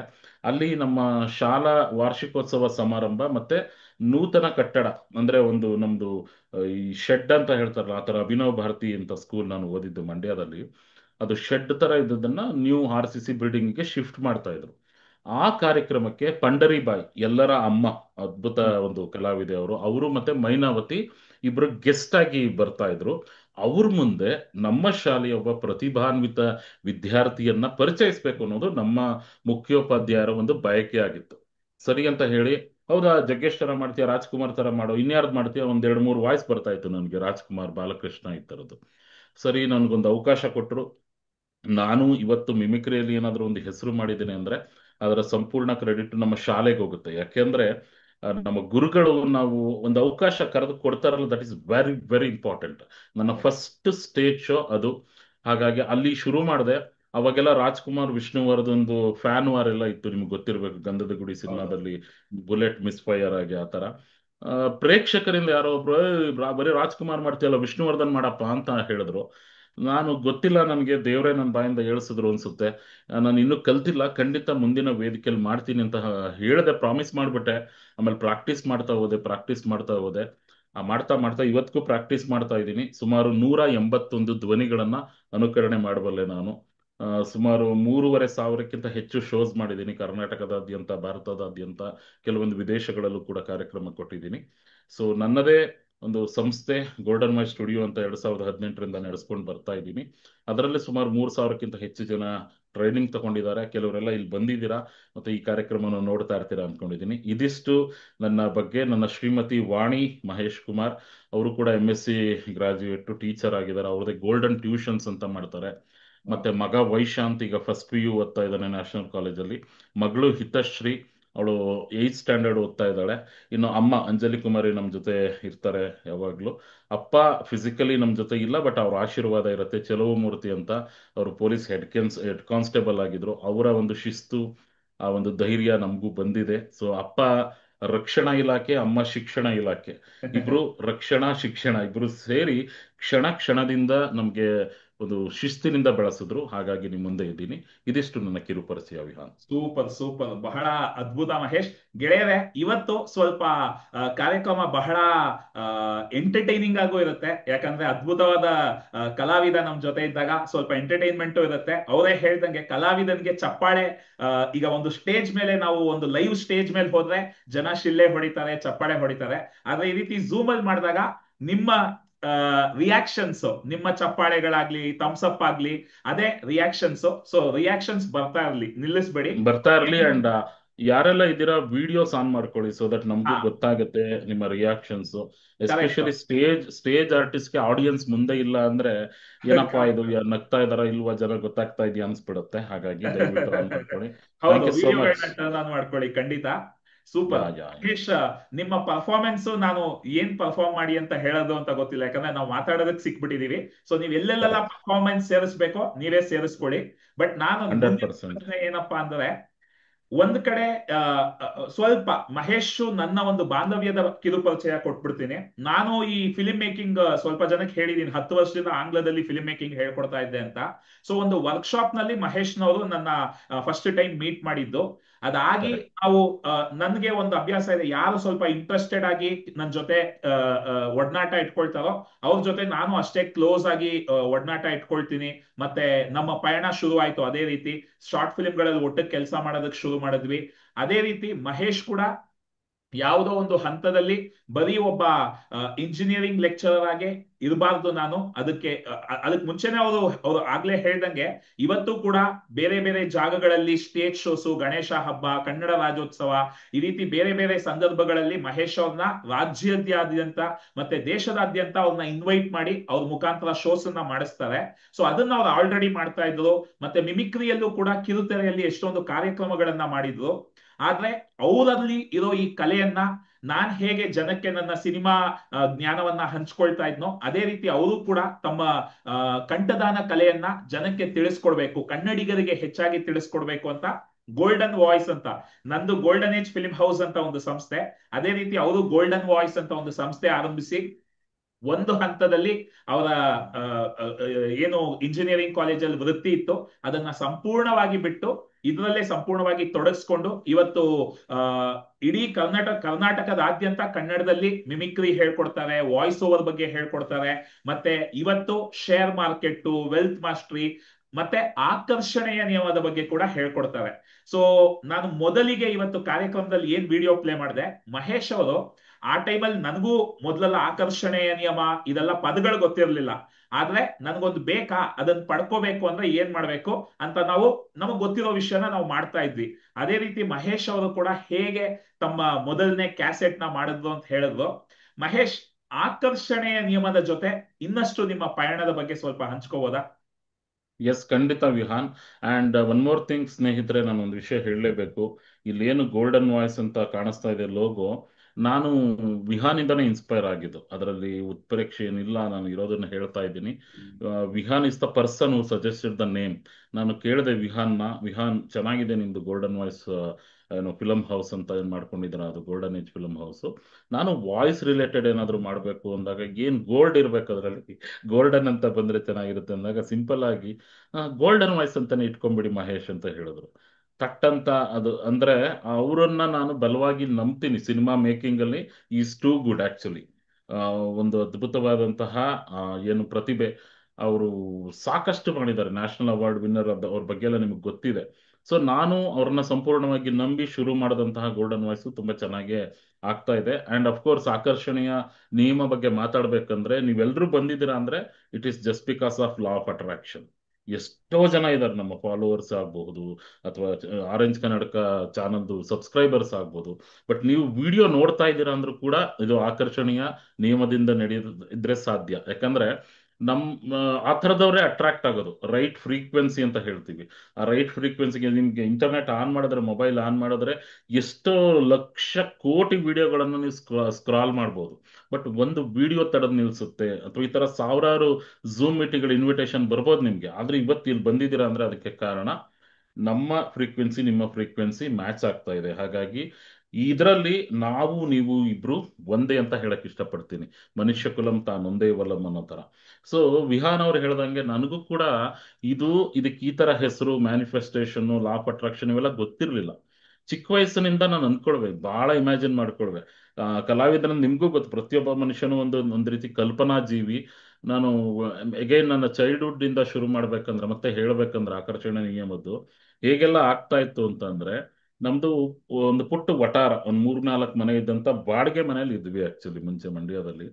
ಆ ಟೈಮಲ್ಲಿ ನಾನು ಸ್ಕೂಲ್ ಡೇಸ್ಗೆ ಹೋಗ್ಬೇಕಾದ್ರೆ ಈ ತರ ಮಿಮಿಕ್ರಿ ಪ್ರಾಮಿಸ್ ಮಾಡ್ಬಿಟ್ಟಿದ್ದೆ ಅಂತ ಹೇಳದ್ನಲ್ಲ, ನೆಕ್ಸ್ಟ್ ಸ್ಟೇಜ್ ಅಲ್ಲಿ ವಿಷ್ಣುವರ್ಧನ್ ವಾಯ್ಸ್ ಮಾಡ್ತೀನಿ, ಇನ್ನೊಂದು ಸ್ಟೇಜ್ ಅಲ್ಲಿ ಇನ್ಯಾರ್ದೋ ವಾಯ್ಸ್ ಮಾಡ್ತೀನಿ ಅಂತ. ಆಗೆಲ್ಲ ಟಾಯ್ಲೆಟ್ಸ್ ಓಪನ್ ಟಾಯ್ಲೆಟ್ಸ್ ಅಂದ್ರೆ ಹೊರಗಡೆ ಇರೋದು. ಒಂದ್ 4-5 ಮನೆಗೆ ಒಂದು ಕಾಮನ್ ಆಗಿ 2 ಟಾಯ್ಲೆಟ್, ಇಂಡಿಯನ್ ಟಾಯ್ಲೆಟ್, ವೆಸ್ಟರ್ನ್ ಎಲ್ಲ ಇರ್ಲಿಲ್ಲ ಆಗ. ಈ ಹ್ಮ್. ತರದೆಲ್ಲ ಹೈಫೈ ಲಕ್ಸುರಿ ಎಲ್ಲ ಇಲ್ಲ. ಒಂದು ಬಕೆಟ್ ತಗೊಂಡು ಒಳಗಡೆ ಹೋಗ್ಬೇಕು, ಉಳಿದವರೆಲ್ಲ ಕ್ಯೂ ನಿಂತಿರ್ತಿದ್ರು ಆಕ್ಚುಲಿ, ಬೇಗ ಮುಗಿಸ್ಕೊಂಡು ಬರ್ಬೇಕು. ನನ್ನ ವಿಷಯದಲ್ಲಿ ಏನಾಗೋದು, ನಾನೇನಾದ್ರೂ ಟಾಯ್ಲೆಟ್ಗೆ ಎಂಟ್ರಿ ಕೊಟ್ರೆ ಗಾಬರಿ ಆಗೋರು ಜನ. ನಮ್ಮ ಅಪ್ಪನೋ ಕರ್ಕೊಂಬರೋರು, ಯಾಕಂದ್ರೆ ಒಳಗಡೆಯಿಂದ 8-10 ವಾಯ್ಸ್ಗಳು ಒಂದೇ ಸಲ ಬರೋದು. ನಾನು ಪ್ರಾಕ್ಟೀಸ್ ಮಾಡೋದಕ್ಕೆ ಒಂದು ಏಕಾಂತ ಅಂತ ಸಿಗ್ತಾ ಇದ್ದ ಜಾಗನೇ ಅದು. ಯಾಕಂದ್ರೆ ನಮ್ಮ ಮನೆ ಚಿಕ್ಕ ಮನೆ ಆದ್ರೂ ಕೂಡ ಆಗೆಲ್ಲ ಒಂದು ತುಂಬು ಕುಟುಂಬ ಅಂತ ಹೇಳ್ತೀವಲ್ಲ ಆ ತರ. ನಮ್ಮ ಅಪ್ಪನ ಕಡೆ ಅವರು 5-6 ಜನ ಅಣ್ಣ ತಮ್ಮಂದ್ರು, ಅವ್ರ ತಮ್ಮಂದ್ರು ಇರೋರು, ಅವರು ಓದ್ತಾ ಇರೋರು ಕಾಲೇಜ್ಗೆ. ಅಪ್ಪನು ಗೌರ್ಮೆಂಟ್ ಜಾಬ್, ಅಮ್ಮನು ಗೌರ್ಮೆಂಟ್ ಜಾಬ್, ಅಂದ್ರೆ ಅವ್ರ ತಂಗಿಯರು ಇರೋರ ಜೊತೆನಲ್ಲಿ. ಅವ್ರಗಡೆ ನಮ್ಮನ್ನ ನೋಡ್ಕೊಂಡಿದ್ದು ನಮ್ಮ ಚಿಕ್ಕಪ್ಪ ಚಿಕ್ಕಮ್ಮ ಎಲ್ಲ. ಅಪ್ಪ ಅಮ್ಮ ಕೆಲ್ಸಕ್ಕೆ ಹೋಗ್ಬಿಡ್ತಿದ್ರಲ್ಲ ಆಗ. ಸೊ ಜನ ಜಾಸ್ತಿ ಇರೋರಲ್ವಾ ಅಲ್ಲಿ. ಒಳಗಡೆ ಹೋದ್ರೆ ಒಂದ್ಸಲ ದಿನೇಶ್ ವಾಯ್ಸ್ ಬರೋದು, ಅಯ್ ಇರೋ ಇದ್ರ ಬಂದಿರೋ ಕುಂಬಳಕಾಯಿಲೆ ಬಾಬು ಉಂಟು ಅಂದ್ರೆ ಶಿವನೇ ಶಾಂಬುಲಿಂಗ, ಏನ್ ಅನ್ಕೊಂಡಿದೀರಾ ಅಂತ ಈ ತರ 3-4 ವಾಯ್ಸ್ ಬಂದ್ರೆ ಒಂದು ಟಾಯ್ಲೆಟ್ ಒಳಗಡೆ 4-5 ಜನ ಸೇರ್ಕೊಂಡು ಏನ್ ಮಾಡ್ತಾ ಇದಾರೆ ಅಂತ ಜನ ಗಾಬರಿ ಆಗೋದು ಗ್ಯಾರಂಟಿ. ಸೊ ಅಲ್ಲಿಂದ ಆಚೆ ಬಂದಾಗ ನಮ್ಮಪ್ಪ ಬೈಯೋರು, ನನಗೆ ಹೊಡೆಯೋರು. ಇನ್ಫ್ಯಾಕ್ಟ್ ಅವ್ರು ಪೊಲೀಸ್ ಅಲ್ವಾ, ನಾನು ಹಿರಿಮಗ. ಹಿರಿಮಗ್ಗ ಏನೋ ಹಿರಿಯಕ್ಕನ ಚಾಳಿ ಮನೆ ಮಂದಿಗೆಲ್ಲ ಅನ್ನೋ ತರ, ನಿನ್ ಬುದ್ಧಿ ಬಂದ್ರೆ ಕಷ್ಟ ಅಂತ ಹೇಳಿ ಇಬ್ರು ತಮ್ಮಂದ್ರು, ಒಬ್ಳು ತಂಗಿ ಬೇರೆ ಇದ್ಲು. ಓದ್ಬೇಕು ನೀನ್ ಚೆನ್ನಾಗಿ, ಡಾಕ್ಟರ್ ಆಗ್ಬೇಕು ಅನ್ನೋದು ನಮ್ಮ ಅಪ್ಪನ ಆಸೆ. ಬಟ್ ಏನ್ ಮಾಡ್ತೀರಾ, ನಾನು ಆ ಟೈಮಲ್ಲಿ ನೋಡುವೆ ಬೈಯೋರು, ಹೊಡೆಯೋರು ಅದೆಲ್ಲ ಮಾಡ್ತಿದ್ರು. ಒಂದ್ಸಲ ಹಿಂಗೆ ಮಂಡ್ಯದಲ್ಲಿ ಸಿಲ್ವರ್ ಜೂಬ್ಲಿ ಪಾರ್ಕ್ ಅಂತ ಈಗ್ಲೂ ಇದೆ, ಅಲ್ಲಿಗೆ ಯಾರೋ ಸಿನಿಮಾ ಆಕ್ಟರ್ ಬರ್ತಾರೆ ಅಂತ ಹೇಳಿ ಅಪ್ಪನ್ನ ಡ್ಯೂಟಿಗೆ ಹಾಕಿದ್ರು. ಪೊಲೀಸ್ ಅಂದ್ರೆ ಗೊತ್ತಲ್ಲ ನಿಮ್ಗೆ, ಯಾರಾದ್ರೂ VIP ಬರ್ತಾರೆ ಅಂದ್ರೆ ಹಾಕ್ತಾರೆ, ರೋಡ್ ಹತ್ರ ನಿಂತಿರ್ಬೇಕು ಅವರು. ನಾನು ಅವತ್ತು ನೋಡಿದೆ ಅಪ್ಪ ಎಷ್ಟು ಕಷ್ಟ ಪಡ್ತಾರೆ ಬಿಸಿಲಲ್ಲಿ. ನಾನು ಆ ಫಿಲಮ್ ಆಕ್ಟರ್ ನೋಡಕ್ ಹೋಗಿದ್ದೆ, I think Ravichandran or Shivanna ಇಬ್ರಲ್ಲಿ ಯಾರೋ ಒಬ್ರು ಬಂದಿದ್ರು ಅವತ್ತು. ನೋಡ್ಬಿಟ್ಟು ನಾನು ಅವತ್ತು ಹೇಳಿದ್ದೆ ಅಪ್ಪನ್ಗೆ, ಇನ್ಫ್ಯಾಕ್ಟ್ ಬೈದ್ರು ನನ್ಗೆ, ಇಲ್ಲಿ ಬಂದ್ಬಿಡ್ತೀಯ ಓದಕ್ಕಾಗಲ್ಲ ಅಂತ.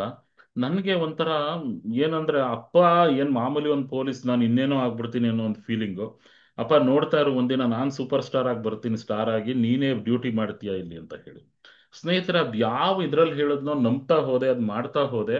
ಅದಾಗ್ ಒಂದಷ್ಟು ವರ್ಷಗಳಲ್ಲಿ ನಾನು ಅದೇ ಸಿಲ್ವರ್ ಜೂಬ್ಲಿ ಪಾರ್ಕ್ಗೆ ಕಾರ್ಯಕ್ರಮಕ್ಕೆ ಹೋಗಿದ್ದೀನಿ. ಅಪ್ಪ ಡ್ಯೂಟಿಗೆ ಬಂದಿದಾರಲ್ಲ ಆಕ್ಚುಲಿ. ವಾವ್. ಸೊ ದೇವ್ರ ದಯೆಯಿಂದ ಇದು ಒಂದು ಆಕರ್ಷಣೀಯ ನಿಯಮ. ಬಟ್ ಅಲ್ಲಿ ಗೊತ್ತಾಗಿ ಇಂಥವ್ರ ಕಲಾವಿದ ಇಲ್ಲಿ ಪೊಲೀಸ್ ಕೆಲಸ ಮಾಡ್ತಾರೆ ದಫೆದಾರ್ ಅಂತ ಹೇಳಿ ಅವ್ರನ್ನ ಸ್ಟೇಜ್ ಮೇಲೆ ಕರ್ಕೊಂಡು ಬಂದು ಸನ್ಮಾನ ಮಾಡಿದ್ರು ಅವತ್ತು. ಇಂಥ ಮಗನ ಪಡ್ಕೊಂಡಿದ್ದೀರಂತ ಅವತ್ತಿಂದ ಅಪ್ಪ ಕೇಳೋದ್ ಬಿಟ್ಬಿಟ್ರು ನನ್ನ. ನೀನು ಅಲ್ಲೋಗ್ಬೇಡ ಇಲ್ಲೋಗ್ಬೇಡ ಅನ್ನೋದು ಒಂದು ನಂಬಿಕೆ ಬಂತು ನನ್ನ ಬಗ್ಗೆ. ಒಳ್ಳೆ ಮಾರ್ಕ್ಸು ತಗೊಂಡೆ. M.Tech ಅಲ್ಲಿ ನಾನು ಏನು ಸೆಕೆಂಡ್ ರ್ಯಾಂಕ್ ಹೋಲ್ಡರ್ ಕೂಡ, ಮಾಸ್ಟರ್ ಡಿಗ್ರೀಸ್ ಮಾಡ್ಕೊಂಡೆ. ಹಂಗೆ ಆಮ್, ಚಿಕ್ಕ ವಯಸ್ಸಿಂದನೂ ನಮ್ಗೆ ಅದು ಬಂದಿದೆ. ಬಟ್ ಅದಕ್ಕೊಂದು ಹೆಸರು, ಮ್ಯಾನಿಫೆಸ್ಟೇಷನ್ ಇದೆಲ್ಲ ಗೊತ್ತಿರಲಿಲ್ಲ. ಬಟ್ ಅಫ್ಕೋರ್ಸ್ ನಮ್ಮ ಮಿತೇಶ್ ಕತ್ರಿ ಸರ್ ಜೊತೆ ಸೇರ್ಕೊಂಡಾಗ, ಅಥವಾ ಬೇರೆ ಬೇರೆ ಮೆಂಟರ್ಗಳಿದ್ದಾರೆ ಇವ್ರಗಳ ಜೊತೆ ಎಲ್ಲ ಸೇರ್ಕೊಂಡಾಗ ಅದನ್ನ ಬಲವಾಗಿ ನಂಬ್ತಾ ಇದ್ದೀನಿ. ಪ್ರತಿದಿನ ಮ್ಯಾಜಿಕ್ ಆಗ್ತಾ ಇದೆ ಲೈಫಲ್ಲಿ ವಿಹಾನ್, ಅಷ್ಟು ಹೇಳಬಲ್ಲೆ ನಾನು. ಸೂಪರ್. ಆಕ್ಚುಲಿ ಈಗಷ್ಟೇ ಹೇಳ್ದಂಗೆ ನಾನು ಕೂಡ ಮೊದಲು ಸಿನಿಮಾ ಹೇಳ್ಕೊಡ್ತಾ ಇದ್ದೆ. ಸಿನಿಮಾ ಹೇಳ್ಕೊಡೋದು ಅಂದ್ರೆ ನನಗಿಷ್ಟ, ನನಗೂ ಗುರುಗಳು ಅಂದ್ರೆ ಹ್ಮ್ ತುಂಬಾ ಇಷ್ಟ, ಹಾಗಾಗಿ ಹೇಳ್ಕೊಡೋದು ಇಷ್ಟ. ಸೊ ನಾನು ಯಾವಾಗ ಹ್ಮ್ ಸಿನಿಮಾ ಕಲಿಯೋದಕ್ಕೆ ಶುರು ಮಾಡಿದೆ, ಅದನ್ನ ಹೇಳ್ಕೊಡೋದಕ್ಕೆ ಶುರು ಮಾಡಿದೆ. ಆದ್ರೆ ಯಾವುದೋ ಒಂದು ಹಂತದಲ್ಲಿ ನನ್ಗೆ ಅನ್ನಿಸ್ತು, ಬರೀ ಸಿನಿಮಾ ಗೊತ್ತಿದ್ರೆ ಸಾಲಲ್ಲ. ಸಿನಿಮಾನಲ್ಲಿ ಹಣ ಇದೆ, ಯಶಸ್ಸಿದೆ, ಎಲ್ಲ ಇದೆ. ಆದ್ರೆ ಆ ಆತ್ಮತೃಪ್ತಿ, ಆತ್ಮ ಸಂತೋಷಕ್ಕೆ ಎಲ್ಲೋ ಇನ್ನೂ ನಾವ್ ಅಂದ್ಕೊಂಡಂತ ಸಂತೋಷ ನಮಗ್ ಸಿಗ್ತಾ ಇಲ್ಲ. ಅಥವಾ ನಾವೇನೋ ಮಾಡ್ಬೇಕು ಅನ್ಕೊಳ್ತೀವಿ, ಅಲ್ಲೇನೋ ಅಡಚಣೆಗಳು ಬರ್ತಾ ಇದೆ. ಏನು ಸಮಸ್ಯೆ ಅಂತ ಹುಡುಕ್ತಾ ಹೋದಾಗ್ಲೆ ನನಗೆ ನಮ್ಮ ಗುರುಗಳು ಸಿಕ್ಕಿ ಈ ಆಕರ್ಷಣೆಯ ನಿಯಮ ಹೇಗ್ ನಮ್ ಜೀವನದಲ್ಲಿ ಕೆಲಸ ಮಾಡ್ತಿದೆ ಅಂತ ಅರ್ಥ ಮಾಡ್ಕೊಂಡು, ನಾನ್ ಅದರ ಒಂದು 8 ತಿಂಗಳು ಅಥವಾ 1 ವರ್ಷ, ಆಕ್ಚುಲಿ ಆರೆಂಜ್ ಕನ್ನಡಕ ಶುರು ಮಾಡಿ ಒಂದು ಆಲ್ಮೋಸ್ಟ್ 2018 ಅನ್ಸುತ್ತೆ, 6-7 ವರ್ಷಕ್ಕೆ ಮೇಲಾಗಿದೆ. ಸೊ ಅಲ್ಲಿಂದ ಪಯಣ ಮಾಡ್ತಾ ಮಾಡ್ತಾ ಮಾಡ್ತಾ ಇದನ್ನ ನಾನು ಜನರ ಜೊತೆ ಹಂಚ್ಕೋಬೇಕು. ಯಾಕಂದ್ರೆ ನಾವು ಹೊರಗೆ ಎಷ್ಟೇ ಕಷ್ಟಪಡ್ತಿದ್ರು, ಒಳಗೆ ಸಮಸ್ಯೆಗಳಿದ್ರೆ ಆ ಸಮಸ್ಯೆಗಳು ನಮ್ಮನ್ನ ಕಾಡ್ತಾನೆ ಇರುತ್ತೆ ಅನ್ನೋದು ನನ್ಗೆ ಅರ್ಥ ಆಗಿ ಅದನ್ನ ನಾನು ಹೇಳ್ಕೊಡೋದಕ್ಕೆ ಶುರು ಮಾಡಿದೆ. ಅದೇ ರೀತಿ ಇವತ್ತು ಮಹೇಶ್ ಕೂಡ ನಮ್ಮ ಕಮ್ಯುನಿಟಿ, ಅವರು ಒಂದು ವಾಯ್ಸ್ ಓವರ್ ಆರ್ಟಿಸ್ಟ್, ಒಂದು ಗೋಲ್ಡನ್ ವಾಯ್ಸ್ ಅನ್ನೋ ಸಂಸ್ಥೆ ಮುಖಾಂತರ all over Karnataka voice over ಹೇಳ್ಕೊಡ್ತಾ ಇದ್ದವರು, ಈಗ ಆಕರ್ಷಣೆಯ ನಿಯಮದ ಬಗ್ಗೆ ಅವರು ಹೇಳ್ಕೊಡ್ತಾರೆ. ಮತ್ತೆ ಹಣವನ್ನ ಹೇಗೆ ಜೀವನದಲ್ಲಿ ಆಕರ್ಷಿಸೋದು, ಮತ್ತೆ ಹಣಕ್ಕೆ ಏನೇನ್ ಮಾಡ್ಬೇಕು ಅದನ್ನೆಲ್ಲ ಹೇಳ್ಕೊಡ್ತಾರೆ. ಸೊ ಈ ಪಯಣ ನಿಮ್ಮ ಜೀವನದಲ್ಲಿ ಹೇಗೆ ಆ ಒಂದು ಚೇಂಜ್ ಅಥವಾ ಆ ಒಂದು ಟ್ರಾನ್ಸಿಷನ್ ಆಯ್ತು ಮಹೇಶ್? ಎಸ್, ಅದನ್ನ ಓಕೆ, ಶಿಲ್ಪಾ ಮಂಡ್ಯದವರು ಅಂತ ಹೇಳ್ತಾ ಇದ್ದೀರಾ. ಥ್ಯಾಂಕ್ ಯು, ಖುಷಿ ಆಯ್ತು. ನಮ್ಮೂರಿಂದ ಕೂಡ ಒಬ್ರು ಲಾಗಿನ್ ಆಗಿದ್ದಾರೆ ಅಂತ ನೋಡಿ. ಅಂಡ್ ಇಲ್ಲಿ ಏನ್ ನೋಡ್ತಾ ಇದ್ದೀರಾ, this is my home studio setup. ಇದು ಹ್ಮ್. ಕೂಡ ಒಂದ್ ರೀತಿ ವಿಹಾನ್ ಅವರಿಂದನೇ ಇನ್ಸ್ಪೈರ್ ಆಗಿದೆ. ಅವರು ಮಾಡ್ಕೊಂಡಿದ್ದಾರೆ ಒಂದು ಡಬ್ಬಿಂಗ್ಗೋಸ್ಕರ ಅಂತ ಹೇಳಿ. ಅದನ್ನ ನೋಡಿ ನಾನು ಮಾಡ್ಬೇಕಂತ ಹೇಳಿ ಮಾಡಿಸ್ತಾ ಇದೊಂದು. ಇದು ಕೂಡ ಮ್ಯಾಜಿಕ್ ಹೆಂಗಾಯ್ತು ಅಂದ್ರೆ ಸ್ನೇಹಿತರೆ, ಬಿಫೋರ್ ಕೋವಿಡ್ ನೀವು ನಮ್ಮ ಮಿಮಿಕ್ರಿ ಮಹೇಶ್ ಗೋಲ್ಡನ್ ವಾಯ್ಸ್ ಅಂತ ಒಂದು ಯೂಟ್ಯೂಬ್ ಚಾನಲ್ ಇದೆ, ಅದರಲ್ಲಿ ನೋಡಿದ್ರೆ 62,000 ಕೋಟಿ ಮಾಡುವ ಬಿಸ್ನೆಸ್ ಅಂತ ಒಂದು ಟೈಟಲ್ ಸಿಗುತ್ತೆ ನಿಮಗೆ. ಅದ್ರಲ್ಲಿ ನಾನು ಏನ್ ಮಾತಾಡಿದ್ದೀನಿ ಅಂದ್ರೆ ಟಿವಿ ಕಮರ್ಷಿಯಲ್ ಬಗ್ಗೆ. ಭಾರತೀಯ ಜಾಹೀರಾತು ಕ್ಷೇತ್ರ ಇವತ್ತು 1,00,000 ಕೋಟಿಗಿಂತನೂ ಹೆಚ್ಚಿನ ವಹಿವಾಟನ್ನ ನಡೆಸುತ್ತೆ. 1,00,000 ಕೋಟಿ ಅಂದ್ರೆ ನೀವು ಯೋಚನೆ ಮಾಡಿ, ನಮ್ಮ ಕನ್ನಡ ಫಿಲಂ ಇಂಡಸ್ಟ್ರಿನೇ 1,000 ಕೋಟಿ ದಾಟಲ್ಲ, to be frank with you guys. But ಈಗೀಗ ಪರವಾಗಿಲ್ಲ, ಎಲ್ಲ ಪ್ಯಾನ್ ಇಂಡಿಯಾ ಆದ್ಮೇಲೆ ಚೆನ್ನಾಗಿ ಹೋಗ್ತಾ ಇದೆ, ಮುಂದೆ ಆಗತ್ತೆ. ಬಟ್ ರೈಟ್ ನಾವು ಇಡೀ ಈ ಭಾರತೀಯ ಎಲ್ಲ ಚಿತ್ರರಂಗದ ಒಂದು ಬಜೆಟ್ ಒಂದ್ ಕಡೆ ಇಟ್ಟರು ಕೂಡ 1,00,000 ಕೋಟಿ ಅದಕ್ಕೆ ಸರಿದೂಗೋದಿಲ್ಲ. ಅದ್ರ ಮೇಲೆ ಒಂದು ವಿಡಿಯೋ ಮಾಡಿದ್ದೆ, ಅದೊಂದು ಪೇಪರ್ ಆರ್ಟಿಕಲ್ ತಗೊಂಡು ವಿಡಿಯೋ ಮಾಡಿದ್ದೆ ಬಿಫೋರ್ ಕೋವಿಡ್, 5 ಇಯರ್ಸ್ ಬಿಫೋರ್. ಅದರಲ್ಲಿ ಹೆಸರುಗಳ ಹೇಳ್ತೀನಿ ಒಂದಷ್ಟು ನಾನು. ಜೈಶೂಲ್ ಸುವರ್ಣ ಇರಬಹುದು, ಅವಿನಾಶ್ ಕಾಮತ್ ಅವ್ರು ಇರ್ಬೋದು, ಲತೇಶ್ ಪೂಜಾರಿ, ಈ ತರ ಭಾರತೀಯ ಒಂದು ಜಾಹೀರಾತು ಕ್ಷೇತ್ರದಲ್ಲಿ ಒಂಥರ ಡಾನ್ ಅಂತ ಕರಿಬಹುದು ನಾವು ಇವ್ರುಗಳನ್ನ. ಜೈಶೀಲ್ ಸುವರ್ಣ ಸರ್ ಸುಮಾರು ಒಂದು 80,000ಕ್ಕಿಂತ ಹೆಚ್ಚು ಇಂಡಿಯನ್ ಅಡ್ವರ್ಟೈಸ್ಮೆಂಟ್, ಎಸ್ಪೆಷಲಿ ಕನ್ನಡ ಅಡ್ವರ್ಟೈಸ್ಮೆಂಟ್ಗೆ ದನಿಯಾಗಿದ್ದಾರೆ. ಅವಿನಾಶ್ ಕಾಮತ್ ಅವರಂತೂ ಒಂದು 50-60 ಸಾವಿರ ಅಡ್ವರ್ಟೈಸ್ಮೆಂಟ್ಗೆ ವಾಯ್ಸ್ ಕೊಟ್ಟಿದ್ದಾರೆ. ಈ ತರ ಅತಿರಥ ಮಹಾರಥರು ಅವರು ಯಾರು ಅಂತಾನೂ ನೋಡಿಲ್ಲ ನಾನು. ಬಟ್ ಸಿನ್ಸಿಯರ್ ಆಗಿ ನೇಚರ್ ಅಲ್ಲಿ ಏನ್ ಕೇಳ್ಕೊಂಡೆ ಅಂದ್ರೆ, ಇವರೆಲ್ಲ ಮುಂಬೈಯಲ್ಲಿ ಇದ್ದಾರೆ, ಹಂಗಾಗಿ ನಮ್ಮ ಕನ್ನಡಿಗರಿಗೆ ಕೆಲಸ ಸಿಗ್ತಾ ಇಲ್ಲ. ಇವರೆಲ್ಲ ಇಲ್ಲೇ ಬಂದ್ರೆ ಎಷ್ಟು ಚೆನ್ನಾಗಿರುತ್ತೆ.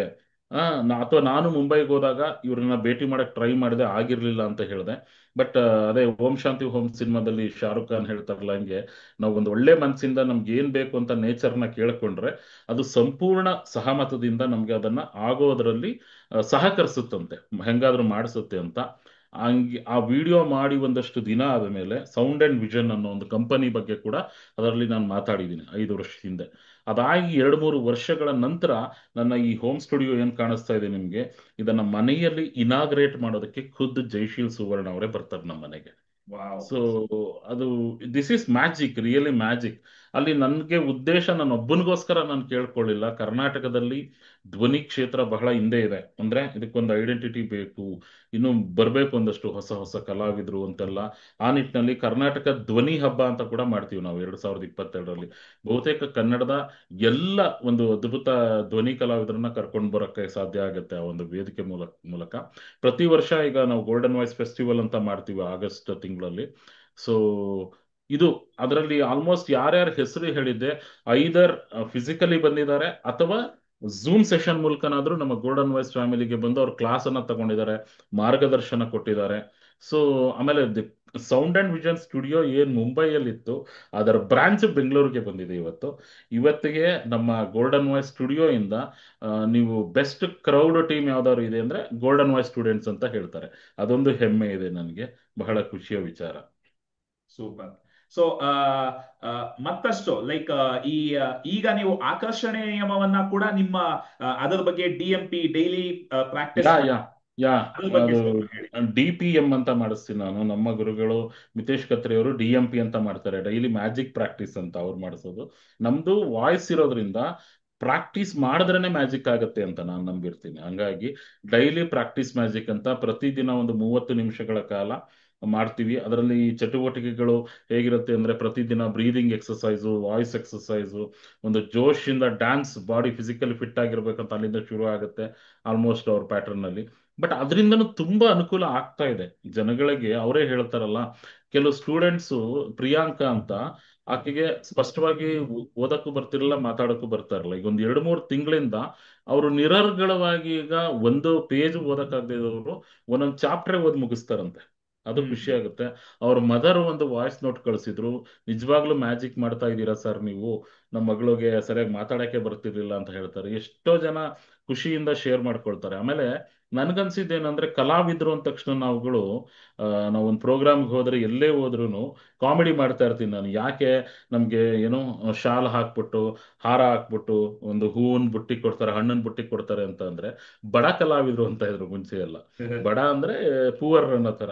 ಆಕ್ಚುಲಿ ಬಡ, ಹಿಂದಿ ಬಡ, ನಾವು ಯೋಚನೆ ಮಾಡ್ಬೇಕು, ದೊಡ್ಡ ಕಲಾವಿದ್ರು ಅನ್ನೋ ತರ ಹಂಗಾಗ್ಬೇಕು. ಪ್ರತಿಯೊಬ್ಬರು ಕಲಾವಿದರಿಗೂ ಏನಂದ್ರೆ ಒಂದು ಹಿಂಜರಿಕೆ ಇರುತ್ತೆ, ಮಾಡಿದ ಕೆಲಸಕ್ಕೆ ಪೇಮೆಂಟ್ ಕೇಳೋದಕ್ಕೆ. ಹೇಗ್ ಕೇಳೋದು, ಫಸ್ಟ್ ನೀನ್ ಕೆಲಸ ಮಾಡು, ಪೇಮೆಂಟ್ ತಾನಾಗೆ ಬರುತ್ತೆ, ಈ ತರ ತಲೆಯಲ್ಲಿ ತುಂಬಿಟ್ಟಿರ್ತಾರೆ ಮುಂಚೆಯಿಂದ ನಮ್ಗೆ. ಹಾಗಾಗಿ ನಾವು ಯೋಚಿಸಲ್ಲ. ಮುಂಚೆ ಎಲ್ಲ ಬಸ್ಸಲ್ಲಿ ಹೋಗೋರು, ಈ ತರ ಲಕ್ಸುರಿ ಇರ್ಲಿಲ್ವಲ್ಲ ಆರ್ಟಿಸ್ಟ್ಗಳು ಇವರೆಲ್ಲರೂ. ಊರುಗಳಿಗೆ ಹೋಗಿ ಕಾರ್ಯಕ್ರಮ ಲೇಟಾಗಿ ಶುರು ಆಗೋದು ಹಳ್ಳಿಗಳಲ್ಲಿ, ಎಲ್ಲ ಊಟ ಮಾಡ್ಕೊಂಡು ಬಂದ್ಮೇಲೆ ಕಾರ್ಯಕ್ರಮ ಶುರು ಮಾಡ್ತಿದ್ರು. ಅದೆಲ್ಲ ಮಾಡೋ ಅಷ್ಟರಲ್ಲಿ ಲಾಸ್ಟ್ ಬಸ್ ಕೂಡ ಹೋಗ್ಬಿಡೋದು.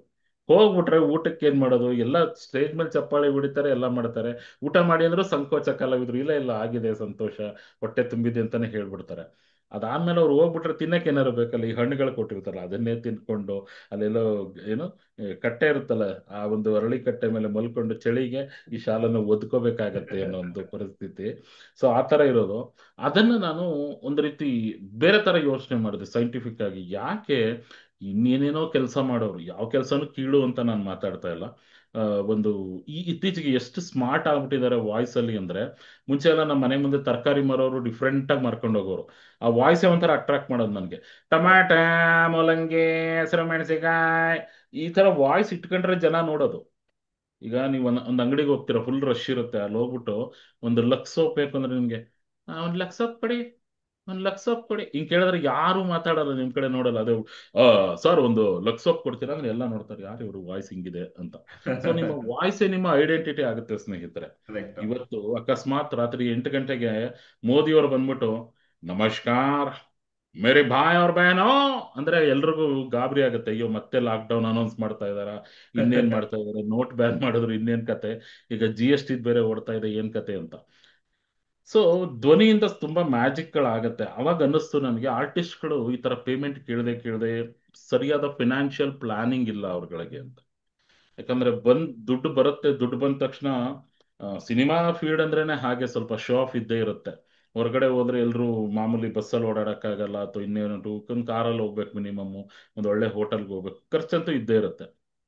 ಹಂಗ್ ಬಂದ್ ದುಡ್ಡೆಲ್ಲ ಖರ್ಚು ಮಾಡ್ಬಿಟ್ಟು ಎಷ್ಟೋ ಜನ ಆರ್ಟಿಸ್ಟ್ಗಳು ಕೊನೆಗಾಲದಲ್ಲಿ ಅವ್ರಿವ್ರನ್ನ ಕೇಳೋ ತರ ಆಗ್ಬಿಟ್ಟಿತ್ತು. ಸಹಾಯಾರ್ಥ ಪ್ರದರ್ಶನ ಅಂತನೂ ಕೂಡ ನಾವೆಲ್ಲ ಮಾಡಿದೀವಿ.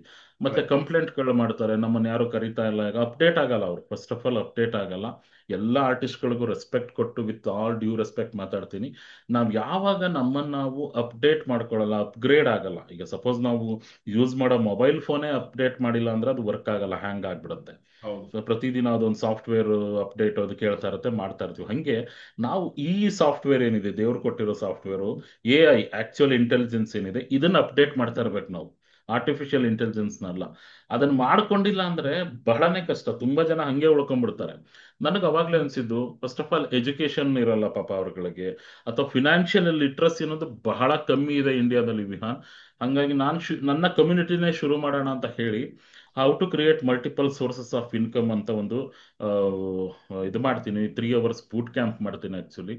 ಸೊ ಅಲ್ಲಿಗೆ ಬಂದ ಮೇಲೆ ಅವ್ರಿಗೊಂದು ಅವೇರ್ನೆಸ್ ಬೆಳೆಸಿ, ಒಂದು ತಿಳುವಳಿಕೆ ಕೊಟ್ಟು, ನಾನು ನನ್ನ ಜೀವನದಲ್ಲಿ ಹೇಗೆಲ್ಲ ಮಾಡ್ತಾ ಬಂದೆ, ಒಂದು ಲಕ್ಸುರಿ ಅನ್ನೋದನ್ನ ಒಂದು ಮಿನಿಮಮ್ ಬಜೆಟ್ ಅಲ್ಲಿ ಹೆಂಗೆ ಎಂಜಾಯ್ ಮಾಡ್ಬೋದು ನಾವು, ಹ್ಮ್ ಒಂದು ಫೈನಾನ್ಷಿಯಲಿ ಫ್ರೀ ಆಗೋದು ಹೇಗೆ, ಈ ಎಲ್ಲದ್ರ ಬಗ್ಗೆ ಮಾಹಿತಿ ನಮ್ಮ ಜೊತೆಯಲ್ಲಿ ನಮ್ಮದೇ ಗೋಲ್ಡನ್ ವಾಯ್ಸ್ ಸ್ಟೂಡೆಂಟ್ಸು ಇನ್ನೊಂದಿಬ್ರು ಜಾಯ್ನ್ ಆಗಿದ್ದಾರೆ. ಅವರು ಸ್ಟಾಕ್ ಮಾರ್ಕೆಟಿಂಗ್ ಬಗ್ಗೆ ಕಲಿಸ್ತಾರೆ, ಮ್ಯೂಚುವಲ್ ಫಂಡ್ಸ್ ಬಗ್ಗೆ ಕಲಿಸ್ತಾರೆ. ಯಾಕಂದ್ರೆ ನಾವು ಶೂನ್ಯದಿಂದ ಸಂಪತ್ತನ್ನ ಸೃಷ್ಟಿ ಮಾಡಕ್ಕೆ ಆಗದೇ ಇಲ್ಲ. ಕರೆಕ್ಟ್. ನಾವು ಜನ ಏನ್ ಅನ್ಕೊಂಡ್ಬಿಟ್ಟಿದ್ದಾರೆ ಅಂದ್ರೆ, ಏನೋ ಒಂದಷ್ಟು ಹಣ ಬರುತ್ತೆ, ಆ ಹಣನ ಖರ್ಚು ಮಾಡಿದ್ಮೇಲೆ ಏನ್ ಉಳಿಯುತ್ತೆ ಅದು ಮಾತ್ರ ಉಳಿಕೆ ಅಂತ ಅನ್ಕೊಂಡಿದ್ದಾರೆ. ಅದು ತಪ್ಪು.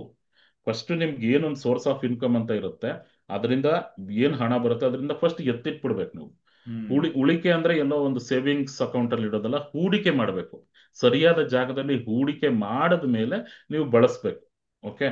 So needs, wants and desires ಅಂತ ಇರುತ್ತೆ. ಸೊ ಬೇಸಿಕ್ ನಿಮ್ದು ನೀಡ್ಸ್ ಏನಿದೆ, ವಾಂಟ್ಸ್ ಏನಿದೆ, ಅದಕ್ಕೆ ಇಷ್ಟು ಪರ್ಸೆಂಟ್ ಅಂತ ಕೊಟ್ಟು ಸೇವಿಂಗ್ಸ್ ಮಾಡ್ಬಿಡಿ ಫಸ್ಟ್. ಉಳಿದದ್ದೆಲ್ಲವನ್ನು ಹೂಡಿಕೆ ಮಾಡಬೇಕು. ಓಕೆ.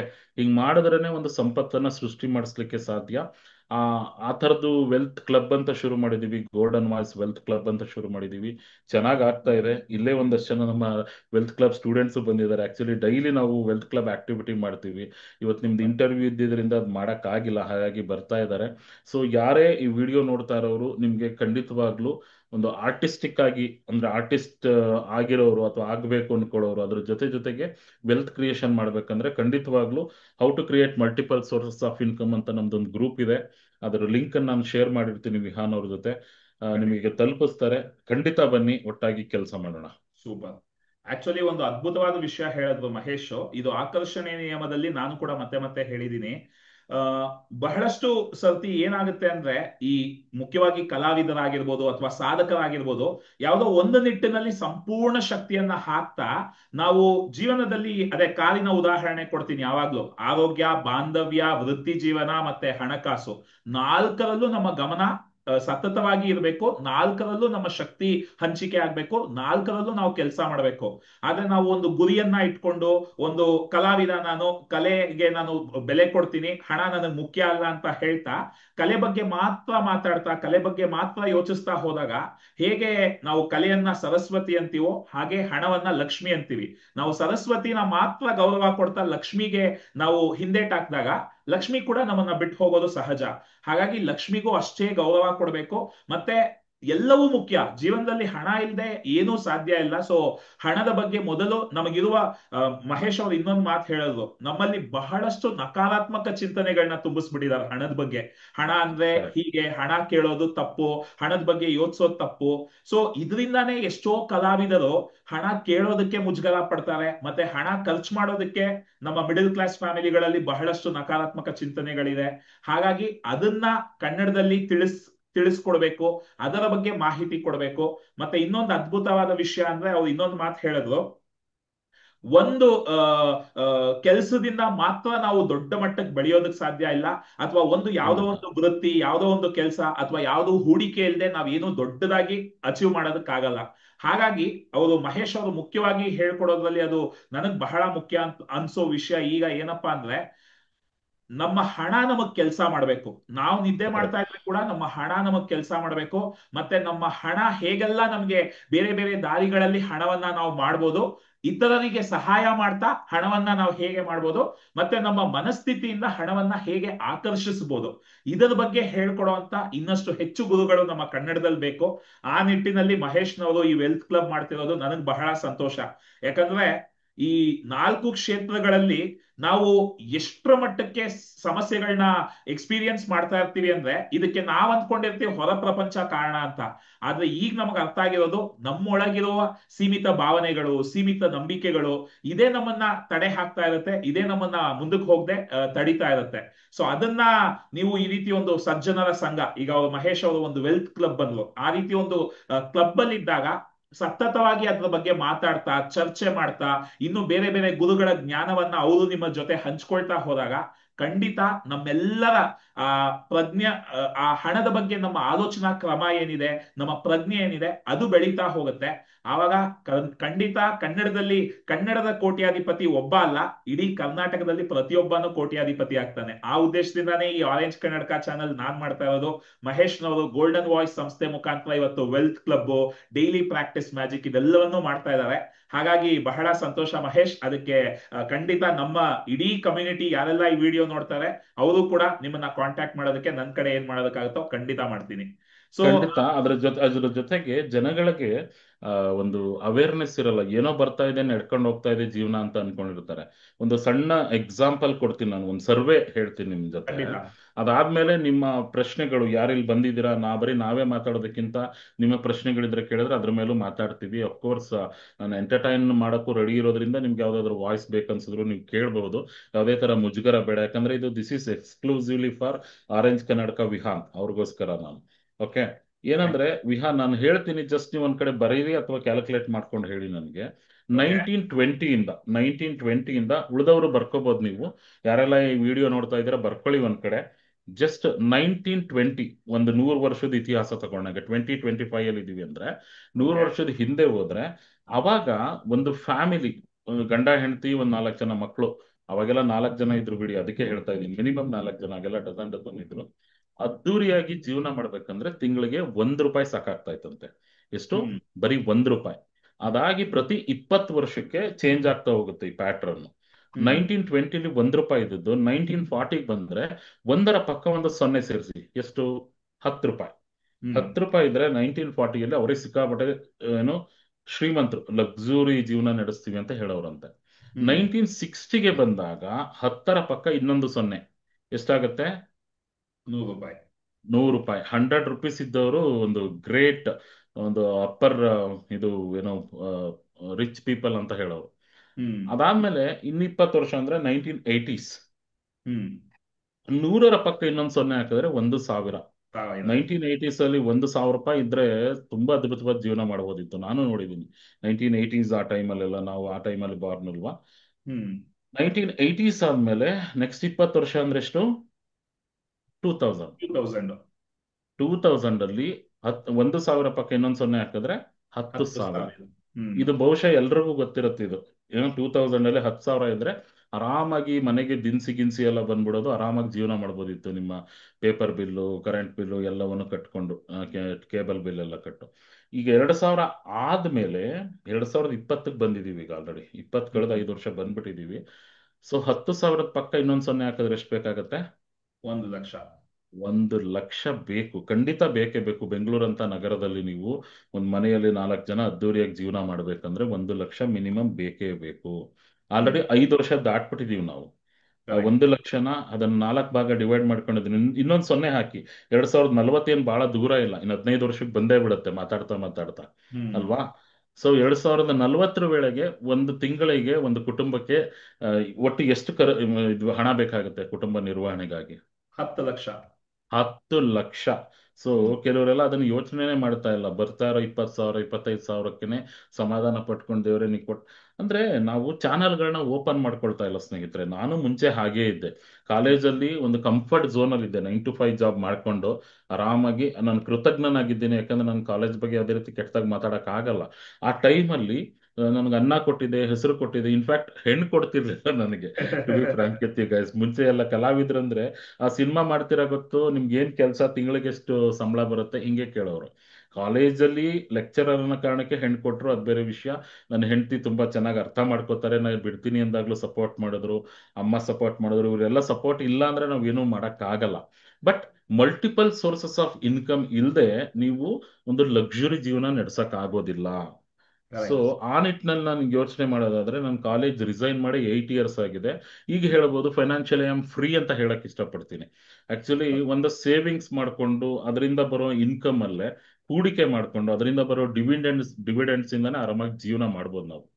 ದುಡ್ಡು ನಿಮ್ಗೆ ಒಳ್ಳೆ ಕಾನ್ಫಿಡೆನ್ಸ್ ಕೊಡೋದ್ರ ಜೊತೆಗೆ ಒಂದು ಲೆವೆಲ್ ಪೀಸ್ ಕೊಡುತ್ತೆ. ಅಂದ್ರೆ ತುಂಬಾ ಗ್ರೀಡಿ ಆದ್ರೂ ಕಷ್ಟ. ಅಂದ್ರೆ ಹೌದು. ಇಷ್ಟಾದ್ರೂ ಇದೆಯಲ್ಲ ನಮಗೆ ಜೀವನ ಮಾಡೋಕೆ ಅಂತ ಖುಷಿ ಪಟ್ಕೊಂಡು, ಈಗ ನಾನು ಏನ್ ಹೇಳಿದೆ ಈ ಸ್ಟ್ರಾಟಜಿ, ಇದ್ರಷ್ಟು ಇನ್ಕಮ್ ಬರೋ ತರ ಮಾಡ್ಕೊಂಡ್ಬಿಟ್ರೆ ನೀವು ಹೊಸದಾಗಿ ಏನ್ ಬೇಕಾದ್ರೂ ಯೋಚಿಸ್ಬೋದು, ಕ್ರಿಯೇಟಿವ್ ಆಗಿ ಏನ್ ಬೇಕಾದ್ರೂ ಮಾಡ್ಬೋದು ಅಂತ. ಎಸ್. ಸೂಪರ್. ಸೊ ಗೆಳೆಯರೆ, ನಿಮ್ಮ ಪ್ರಶ್ನೆಗಳು ಏನೇ ಇದ್ರು ಚಾಟ್ ಬಾಕ್ಸ್ ನಲ್ಲಿ ದಯವಿಟ್ಟು ತಿಳಿಸಿ. ಬಟ್ ಮಹೇಶ್, ಅದೇ ಇಲ್ಲಿ 2 ವಿಷಯ ಮಹೇಶ್ ಅವರು, ಒಂದು ಇನ್ಫ್ಲೇಷನ್ ಬಗ್ಗೆ ಹೇಳ್ತಾ ಹೋದ್ರು, ಹೇಗೆ Correct. ಸಮಯಕ್ಕೆ ತಕ್ಕಂತೆ ಹಣದ ಅವಶ್ಯಕತೆ ಹೆಚ್ಚುತ್ತಾ ಹೋಗುತ್ತೆ.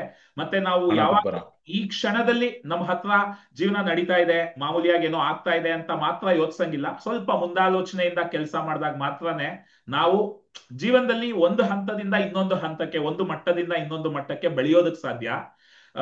ಮತ್ತೆ ಈ ಮನಸ್ಥಿತಿ ಹಣದ ಬಗ್ಗೆ ಅದೇ ಈಗ ನೀವು ಹೇಳಿದ್ರೆ ಕಂಫರ್ಟ್ ಝೋನ್ ಅಂತ ಒಂದು ಮಾತನ್ನ ಹೇಳಿದ್ರೆ ಹ್ಮ್. ಆಕ್ಚುಲಿ ಆಕರ್ಷಣೆಯಲ್ಲಿ ಲಾಜಿಕ್ ಇಲ್ಲ, ಬರೀ ಮ್ಯಾಜಿಕ್.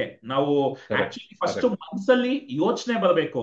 ನನಗೆ ಇವತ್ತು ನಾನು ಸೈಕಲ್ ಅಲ್ಲಿ ಹೋಗ್ತಾ ಇರ್ಬೋದು, ನಮ್ಮಲ್ಲಿ ಅದೇ ಆಸೆ ದುಃಖಕ್ಕೆ ಮೂಲ ಈ ತರ ಎಲ್ಲ ಹೇಳ್ಬಿಟ್ಟು ತುಂಬಾ ಜನ ಆತರ ಯೋಚಿಸೋದೇ ಇಲ್ಲ. ಸೈಕಲ್ ಇದೆಯಾ ಸಾಕು ನಡೀತಾ ಇದೆಯಲ್ಲ ಅಂತ ಅನ್ಕೊಂಡ್ಬಿಡ್ತೀವಿ. ಆದ್ರೆ ಮೊದಲು ಆಸೆ ಪಡ್ಬೇಕು, ನನಗ್ ಕಾರ್ ಬೇಕು, ನನಗೆ ಈ ರೀತಿ ಒಂದು ಮನೆ ಬೇಕು. ಆಸೆ ಒದ್ದಾಟ ಆಗ್ಬಾರ್ದು ನಿಜ, ಆದ್ರೆ ಆಸೆ ಪಡಬೇಕು. ಆಸೆ ಪಟ್ಟಾಗ ಪ್ರಕೃತಿ ಅದನ್ನ ನಮಗ್ ತಂದು ಕೊಡೋದಕ್ಕೆ ಸಾಧ್ಯ. ಸೊ 100%. ಈ ಮಲ್ಟಿಪಲ್ ಸೋರ್ಸಸ್ ಆಫ್ ಇನ್ಕಮ್ ಅನ್ನೋದು ಏನು ಅಂದ್ರೆ, ಒಂದೇ ಕಡೆಯಿಂದ ಹಣ ಯಾಕೆ ಬರಬೇಕು? ಹಣ ಶಕ್ತಿ, ಹಣ ಮೂಲತಃ ಹಣ ಕೂಡ ಒಂದು ಎನರ್ಜಿ ಅಂತೀವಿ ನಾವು. ಸೊ ನಾವು ಸ್ವಲ್ಪ ನಮ್ಮ ಮನಸ್ಥಿತಿಯನ್ನ ಓಪನ್ ಮಾಡ್ಕೊಂಡ್ರೆ, ಸ್ವಲ್ಪ ಈ ಸೀಮಿತ ನಂಬಿಕೆಗಳನ್ನೆಲ್ಲ ಬಿಟ್ಟು ಈ ಕಡೆ ಮತ್ತೆ ಕಲೆಯನ್ನ ಹಣವಾಗಿ ಮಾಡ್ಕೊಳ್ಳೋದು ಹೇಗೆ, ಇದರ ಬಗ್ಗೆ ಕರೆಕ್ಟ್. ಮಹೇಶ್ ಅವರು ಹೇಳ್ಕೊಡ್ತಾರೆ. ನಮ್ಮ ಯಾರಿಗೋ ಒಬ್ಬರಿಗೆ ವಾಯ್ಸ್ ಚೆನ್ನಾಗಿರುತ್ತೆ, ಒಂದು ಸ್ವಲ್ಪ ಅದರ ಮೇಲೆ ಸ್ವಲ್ಪ ಆ, ಆ, ಪ್ರಯತ್ನ ಪಟ್ಟು ಸ್ವಲ್ಪ ಅದನ್ನ ನಾವು ಅಭ್ಯಾಸ ಮಾಡ್ಕೊಳ್ತಾ ಹೋದ್ರೆ ಅದೇ ಒಂದು ಇನ್ಕಮ್ ಆಗಿ ನಮಗ್ ಬದಲಾಗುತ್ತೆ. ಸೊ ಈ ತರ ಹಂಡ್ರೆಡ್ ನಿಮ್ಮ ಪರ್ಸೆಂಟ್ ಕಮ್ಯುನಿಟಿನಲ್ಲಿ ಸ್ವಲ್ಪ ಟೆಸ್ಟ್ ಕೇಸಸ್ ಅಥವಾ ಟೆಸ್ಟಿಮೋನಿಯಲ್ಸ್ ಇದ್ರೆ ಅದ್ರ ಬಗ್ಗೆ ತಿಳಿಸಿ ಮಹೇಶ್ ಅವರೇ. ಆಮ್, ತುಂಬಾ ಇದೆ ವಿಹಾನ್. ಆಕ್ಚುಲಿ ಏನಂದ್ರೆ every day is a magic. ನಮ್ದು ಡೈಲಿ ಪ್ರಾಕ್ಟೀಸ್ ಮ್ಯಾಜಿಕ್ ಅಲ್ಲಿ ಹ್ಯಾಪಿ ಶೇರಿಂಗ್ ತಗೊಂಡಾಗ ತುಂಬಾ ಜನ ಅದನ್ನೇ ಹೇಳ್ಕೊಡ್ತಾರೆ. ಈಗ ನಾವು ಹೇಳುವ ವಿಷಯವನ್ನ ಸಂಪೂರ್ಣವಾಗಿ ನಂಬಬೇಕು. ಈಗ ಹ್ಮ್. ನಾವು ಹೇಗೆ ನಮ್ಮ ಮೆಂಟರ್ಗಳನ್ನ ನಂಬಿ ಮಾಡಕ್ ಶುರು ಮಾಡಿದ್ವೋ, ನಂಬಿಕೆನೇ ದೇವ್ರು ಅಂತ ಕರೆಯೋದು ಅದಕ್ಕೋಸ್ಕರ. ಹೌದು. ಸೊ ನೀವು ನಿಮ್ಮನ್ನ ನೀವು ನಂಬೇಕು ಫಸ್ಟ್. ನೀವು ಮಾಡುವಾಗ್ಲೇ ಡೌಟ್ ಅಲ್ಲಿ ಮಾಡಿದ್ರೆ ಖಂಡಿತ ಸಾಧ್ಯ ಇಲ್ಲ. ಈಗ ನಮ್ಮಲ್ಲೂ ಗೋಲ್ಡನ್ ವಾಯ್ಸ್ ಸ್ಟಾರ್ಸ್ ಅಂತ ಹೇಳಿ ನಾನು ಇಂಟರ್ವ್ಯೂ ಮಾಡ್ತೀನಿ ನಮ್ದು ವೀಕ್ಲಿ ಮೀಟಪ್ಗಳಲ್ಲಿ. ಅವ್ರಿಗೂ ಸೇಮ್ ಅದೇ ಪಾಠ ಹೇಳಿರೋದು ನಾನು. ಅವ್ರಿಗೇನು ಸ್ಪೆಷಲ್ ಆಗಿ ಕರೆದೇನು ನಾನೇನು ಪಾಠ ಮಾಡಿಲ್ಲ. ಬಟ್ ಅದರಲ್ಲಿ ಕೆಲವ್ರು ಮಾತ್ರ ಕ್ಲಿಕ್ ಆಗ್ತಾರೆ, ಕೆಲವ್ರು ಯಾಕೆ ಹಿಂದೆ ಉಳ್ಕೋತಾರೆ ಅಂದ್ರೆ ಆ ಡೌಟ್ಫುಲ್ ಮೈಂಡ್ ಅನ್ನೋದಿರುತ್ತೆ ಹ್ಮ್. ಅವಾಗ. ಸೊ ನಾನು ಜಸ್ಟ್ ಏನೋ ಒಂದು ಕ್ಯಾಶುಯಲ್ ಆಗಿ ಹಿಂಗೆ ಫ್ಲೋನಲ್ಲಿ ಹೇಳಿರ್ತೀನಿ, ಅದನ್ನ ಅವ್ರು ತುಂಬಾ ಸೀರಿಯಸ್ ಆಗಿ ತಗೊಂಡು ಸಾಕಷ್ಟು ರೈಟಿಂಗ್ ಅಲ್ಲೂ ಕೂಡ ಅವ್ರಿಗೆ ಅವಕಾಶಗಳು ಬಂದಿದೆ, ಟ್ರಾನ್ಸ್ಲೇಷನ್ ಅಲ್ಲಿ ಅವಕಾಶ ಬಂದಿದೆ. ಅಂಡ್ ಒಬ್ರು ರೇಡಿಯೋ ಜಾಕಿನೇ ಆಗ್ಬಿಟ್ರು, ಆಕ್ಚುಲಿ ಮೈಸೂರಲ್ಲಿ ರೇಡಿಯೋ ಜಾಕಿಯಾಗಿ ಕೆಲಸ ಮಾಡ್ತಾ ಇದ್ದಾರೆ. ಅಂಡ್ ಮಿಮಿಕ್ರಿ ಗೋಪಿ ಇವತ್ತು ಕರ್ನಾಟಕದ ಒಂದು ನಂಬರ್ 1 ಮಿಮಿಕ್ರಿ ಆರ್ಟಿಸ್ಟ್ ಅಂತ ಹೇಳ್ಬೋದು ನಾವು. ಅವ್ರಿಗೂ ಕೂಡ ನಾನು ಹೇಳ್ತಾ ಇದ್ದೆ, ಅವ್ರು ಆತನಿಗೂ ಆತ್ಮವಿಶ್ವಾಸದ ಕೊರತೆ ಇತ್ತು ಆರಂಭದಲ್ಲಿ. ಬೆಂಗಳೂರಿಗೆ ಬರಕ್ ಹೆಸಿಟೇಟ್ ಮಾಡ್ಕೊಳ್ತಾ ಇದ್ರು. ಇಲ್ಲ ಬಂದ್ರೆ ಗೋಪಿ ಹಿಂಗ್ ಮಾಡ್ಬೋದು ಹಂಗ್ ಮಾಡ್ಬೋದು ತುಂಬಾ ಹೇಳಿ ಎಲ್ಲ ಮಾಡಿ ಅವ್ರಿಗೂ ಕರೆಕ್ಟ್ ಮಾಡ್ತಾ ಬಂದೆ. ಆಕ್ಚುಲಿ ಗೋಪಿ ಮೇಲೆ ಮಾಡಿದ ಪ್ರಯೋಗನೇ ನಂಗೆ ಗೋಲ್ಡನ್ ವಾಯ್ಸ್ ಮಾಡೋದಕ್ಕೆ ಒಂಥರ ಧೈರ್ಯ ಬಂತು, ಆತ್ಮವಿಶ್ವಾಸ ಬಂದಿದ್ದು. ಯಾಕಂದ್ರೆ ನಾವು ಒಂದು ಟ್ರಯಲ್ ಮಾಡಿ ತಾನೇ ಏನಾದ್ರು ಒಂದು ಪ್ರಾಡಕ್ಟ್ ಅನ್ನ ಲಾಂಚ್ ಮಾಡೋದಕ್ಕೆ ಖಂಡಿತ. ಸಾಧ್ಯ. ನಾನು ಕಾಲೇಜಲ್ಲಿ ಇದ್ದಾಗ ಕೆಲಸ ಬಿಡ್ತೀನಿ ಅಂದ್ರೆ ಏನ್ ಮಾಡ್ತೀರಿ ಅಂತ ಕೇಳೋರು. ನಾನು ಕೆಲಸ ಬಿಡುವಾಗ ನಾನು head of the department civil engineering ಇದಕ್ಕೆ ಹಿಂಗೆ ಮಿಮಿಕ್ರಿ ಹೇಳ್ಕೊಡ್ತೀನಿ. ವಾಯ್ಸ್ ಅಂದ್ರೆ ಮಿಮಿಕ್ರಿ ಹೇಳ್ಕೊಡ್ತೀರಾ, ಅವ್ನು ಹೇಳ್ಕೊಡ್ತೀನಿ ಅಂತ. ನಗವ್ರು ಏನ್ ಸಾರ್ ಅದು ಕಲ್ಸಕ್ ಸಾಧ್ಯನಾ, ಅದ್ರಿಂದ ಜೀವನ ಮಾಡಕ್ ಸಾಧ್ಯನಾ, ಹೆಂಗೋ ಪ್ರೋಗ್ರಾಮ್ ಮಾಡ್ಕೊಂಡು ಇಲ್ಲೂ ಡಬಲ್ ದುಡ್ಡು ತಗೊಂಡು ಆರಾಮಾಗಿದ್ದೀರಿ ಇದ್ಬಿಡ್ಬಾರ್ದಾ ಅಂತ. ನಾನು ಆರಾಮಾಗಿದ್ದೇ ಫುಲ್ ಆರಾಮಾಗ್ಬಿಟ್ಟಿದ್ದೆ ನಾನು. ಫುಲ್ ಆರಾಮ್ ಅಂದ್ರೆ ಫುಲ್ ಫಿಸಿಕಲಿ ಸರಿಯಾಗಿ ಏನು ಇದು ಮಾಡೋಕ್ಕಾಗದೆ ಆ ಥರ ಆಗ್ಬಿಟ್ಟಿದ್ದೆ. ಬಟ್ ಯಾವಾಗ ನಮಗೆ ಒಂದು ಏನು ಎಕ್ಸೈಟ್ಮೆಂಟ್ ಇರೋದಿಲ್ವೋ ಪ್ರತಿದಿನ ಎದ್ದೇಳ್ಬೇಕಾದ್ರೆ, ಓ ಇವತ್ತು ಇದು ಮಾಡ್ಬೇಕು ಅದ್ ಮಾಡ್ಬೇಕು ಅಂತ, ಅಲ್ಲಿಗೆ ನಮ್ಮ ಪ್ರೋಗ್ರೆಸ್ ನಿಂತೋಗ್ಬಿಡುತ್ತೆ. ಯಾವಾಗ ನಾವು ಹೇಳ್ತಾನೆ ಗೊಣಗಾಡ್ಕೊಂಡು ಅಯ್ಯೋ ಹೋಗ್ಬೇಕಾ ಅಲ್ಲಿ, ಅಯ್ಯೋ ಮಾಡ್ಬೇಕಾ ಅಲ್ಲಿ ಅಂತ. ಒಬ್ಬ ಗಲಾಟೆ ಮಾಡ್ತಿದ್ದಂತೆ ಹುಡುಗ. ಅಮ್ಮ ನಾನು ಇವತ್ತು ಸ್ಕೂಲ್ಗೆ ಹೋಗಲ್ಲ ಅಮ್ಮ, ನಾನು ಅಂದ್ರೆ ಸ್ವಲ್ಪ ದೊಡ್ಡ ಹುಡುಗನೇ. ಹೋಗಲ್ಲ ಅಂತ ಅವ್ರಮ್ಮ, ಇಲ್ಲ ಮಗನೇ ಹಂಗೆ ಮಾಡಬಾರ್ದು ನೀನು, ಟೀಚರ್ಸ್ ಎಲ್ಲ ಬೇಜಾರು ಮಾಡ್ಕೋತಾರೆ. ಇಲ್ಲಮ್ಮ ನಂಗೆ ಮೂಡಿಲ್ಲ ನಾನು ಹೋಗಲ್ಲ. ಇಲ್ಲ ಮಗನೇ ಎಲ್ಲ ಇವರೆಲ್ಲ ಬೇಜಾರು ಮಾಡ್ಕೊಂಡ್ಬಿಡ್ತಾರೆ ಸ್ಟಾಫ್ ಎಲ್ಲ. ಇಲ್ಲಮ್ಮ ನಾನು ಹೋಗಲ್ಲ. ಇಲ್ಲ ನೀನು ಹೋಗ್ಲೇಬೇಕಣಪ್ಪ. ಯಾಕಮ್ಮ ಇಷ್ಟು ಹಿಂಸೆ ಕೊಡ್ತೀಯ, ಯಾಕಂದ್ರೆ ಈಗ ಸ್ಕೂಲ್ ಪ್ರಿನ್ಸಿಪಲ್ ಕಣೋ, ನೀನು ಹೋಗಿಲ್ಲ ಅಂದ್ರೆ ಹೆಂಗೆ ಅಂತ. ಅಂದ್ರೆ ಎಲ್ಲರಿಗೂ ಮೂಡ್ಸ್ ಸ್ವಿಂಗ್ ಆಗತ್ತೆ ಆಕ್ಚುಲಿ. ಈಗ ನಾವು ಪ್ರತಿಯೊಬ್ಬರನ್ನು ಕೇಳಿದ್ರೆ 9 to 5 ಯಾರೆಲ್ಲ ಕೆಲಸ ಮಾಡ್ತಾ ಇದ್ದಾರೆ, 99% ಯಾರೋ ನಿಜವಾದ ಖುಷಿಯಿಂದ ಮಾಡ್ತಾ ಇರಲ್ಲ. ಹ್ಮ್. ಯಾಕಂದ್ರೆ ಬೆಳಗ್ಗೆ ಅವರು ಆಫೀಸ್ಗೆ ಹೋಗ್ಬೇಕಾದ್ರೆ ಬರೀ ಟೆನ್ಷನ್. ನಾನು ನೋಡಿದ್ದೀನಿ, ಒಂದಷ್ಟು ವರ್ಷ ಓಡಾಡಿದ್ದೀನಿ ಟ್ರಾಫಿಕ್ ಅಲ್ಲಿ. ಆ ಹಾರನ್ ಶಬ್ದ, ಬೈಯೋದು, ಅದು ಇದು ಬರೀ ಸಂಸ್ಕೃತನೇ ಬೈಕೊಂಡೆಲ್ಲ ಓಡಾಡ್ತಾರೆ. ಮನೆಯವ್ರ ಮೇಲೆ ಕಿರ್ಚಾಡಿರ್ತಾರೆ, ಸರಿಯಾಗಿ ತಿಂಡಿ ತಿಂದಿರಲ್ಲ, ಅರ್ಜೆಂಟ್ ಅಲ್ಲಿ ಗಬಾ ಗಬಾ ಅಂತ ತಿನ್ಕೊಂಡು ಎಲ್ಲಿಗೆ ಓಡ್ತಾ ಇದೀವಿ ಅಂತ ಗೊತ್ತಿಲ್ಲ, ಒಂಥರ ರ್ಯಾಟ್ ರೇಸ್ ತರ ಓಡ್ತಾ ಇರ್ತಾರೆ. ಬಟ್ ಅದೇ ವ್ಯಕ್ತಿಗಳು ಸಂಜೆ 5 ಗಂಟೆ ಆಗ್ತಾ ಇದ್ದಂಗೆ ಅಲ್ಲೊಂದು ಬೆಲ್ ಹೊಡೆದು ಬಯೋಮೆಟ್ರಿಕ್ ಮಾಡುವಾಗ ಪ್ರಪಂಚನೇ ಗೆದ್ದಂತ ಉತ್ಸಾಹದಲ್ಲಿ, ಆ ಒಂಥರ ಜೈಲಿಂದ ಬಿಡ್ತಾರಲ್ಲ ಕೈದಿಗಳು, ಅಷ್ಟು ಖುಷಿಯಿಂದ ಮನೆಗೆ ಬರ್ತಾರೆ actually. So most of the heart attacks ಆಗೋದು ವಿಹಾನ್ ಒಂದ್ ಸರ್ವೆ ಪ್ರಕಾರ ಸಂಡೇ ಈವ್ನಿಂಗ್ಸ್ ಅಂತೆ. ಓ. ಯಾಕಂದ್ರೆ ನಾಳೆಯಿಂದ ಕೆಲ್ಸಕ್ಕೆ ಹೋಗ್ಬೇಕು ಅಂತ ಯೋಚನೆ ಮಾಡ್ಕೊಂಡು. ಓ. ಓಕೆ. ಸ್ಯಾಟರ್ಡೆ ಈವ್ನಿಂಗ್ ಎಷ್ಟು ಖುಷಿ ಇರ್ತಾರೆ ಅಂದ್ರೆ ಅವರು, ಸಂಡೇ ಈವ್ನಿಂಗ್ಸು ತುಂಬಾ ಹಾರ್ಟ್ ಅಟ್ಯಾಕ್ಗಳಾಗತ್ತಂತೆ ಆಕ್ಚುಲಿ. ಓಹೋ. ಓಕೆ. ಸೊ ಅಂದ್ರೆ ಅದೇ ಹೇಳಿ ಹೇಳಿ ಮುಂದುವರಿಸಿ. ಅಲ್ಲ, ನಾನು ಅದಕ್ಕೆ ಹೇಳೋದು, ಆದಷ್ಟು ನಿಮ್ಮ ಮನಸ್ಸಿಗೆ ಖುಷಿ ನೀಡುವ ಕೆಲಸಗಳನ್ನ ಮಾಡಬೇಕು. ಅದರಿಂದ ಹಣ ಗಳಿಸ್ಬೋದು ನಿಜವಾಗ್ಲೂ.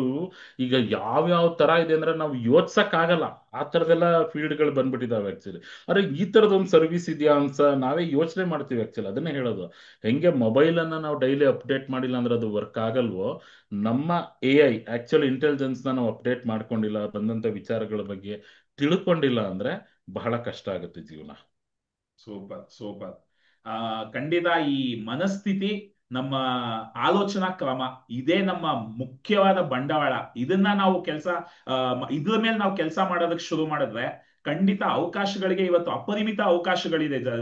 ನಮ್ಮ ಸುತ್ತಮುತ್ತ ನೋಡಿದ್ರೆ ಏನೇನೆಲ್ಲ ಅವಕಾಶಗಳಾಗಿದೆ ಅಂದ್ರೆ ಅದ್ಭುತವಾದ ಒಂದು ಟೈಮಲ್ಲಿ ನಾವು ಬಾಳ್ತಾ ಇದ್ದೀವಿ. ಜಸ್ಟ್ ನಮ್ಮ ಎಸ್, ಮನಸ್ಥಿತಿನ ನಾವು ಸ್ವಲ್ಪ ಓಪನ್ ಮಾಡ್ಕೋಬೇಕಷ್ಟೇ. ಸೊ ಹೌದು. ಯಾರೊಬ್ರು ಕೇಳ್ತಾ ಇದ್ದಾರೆ, ಮಹೇಶ್, ಹೇಗೆ ಒಂದು ಸಣ್ಣ ಪ್ರಮಾಣದ ಬಿಸ್ನೆಸ್ ಅನ್ನ ಶುರು ಮಾಡೋದು, ಮುಖ್ಯವಾಗಿ ಮಿಡಲ್ ಕ್ಲಾಸ್ ಜನ, ಮತ್ತೆ ಮಲ್ಟಿಪಲ್ ಸೋರ್ಸಸ್ ಆಫ್ ಇನ್ಕಮ್ ಹೇಗ್ ಕ್ರಿಯೇಟ್ ಮಾಡೋದು, ಯಾಕಂದ್ರೆ ಒಂದು ಕೆಲಸದಲ್ಲೇ ಸಮಯ ಫುಲ್ ಆಗಿ ಹೋಗ್ಬಿಡುತ್ತೆ ಅಂತ. ಇದಕ್ಕೇನಾದ್ರು ನಿಮ್ಮ ಕಡೆಯಿಂದ ಉತ್ತರ? ಶ್ರೀಕಾಂತ್ ಅವರು ಮೈಸೂರಿಂದ. ಶ್ರೀಕಾಂತ್ ಅವರೇ, ಒಳ್ಳೆ ಪ್ರಶ್ನೆ ಕೇಳಿದೀರಾ.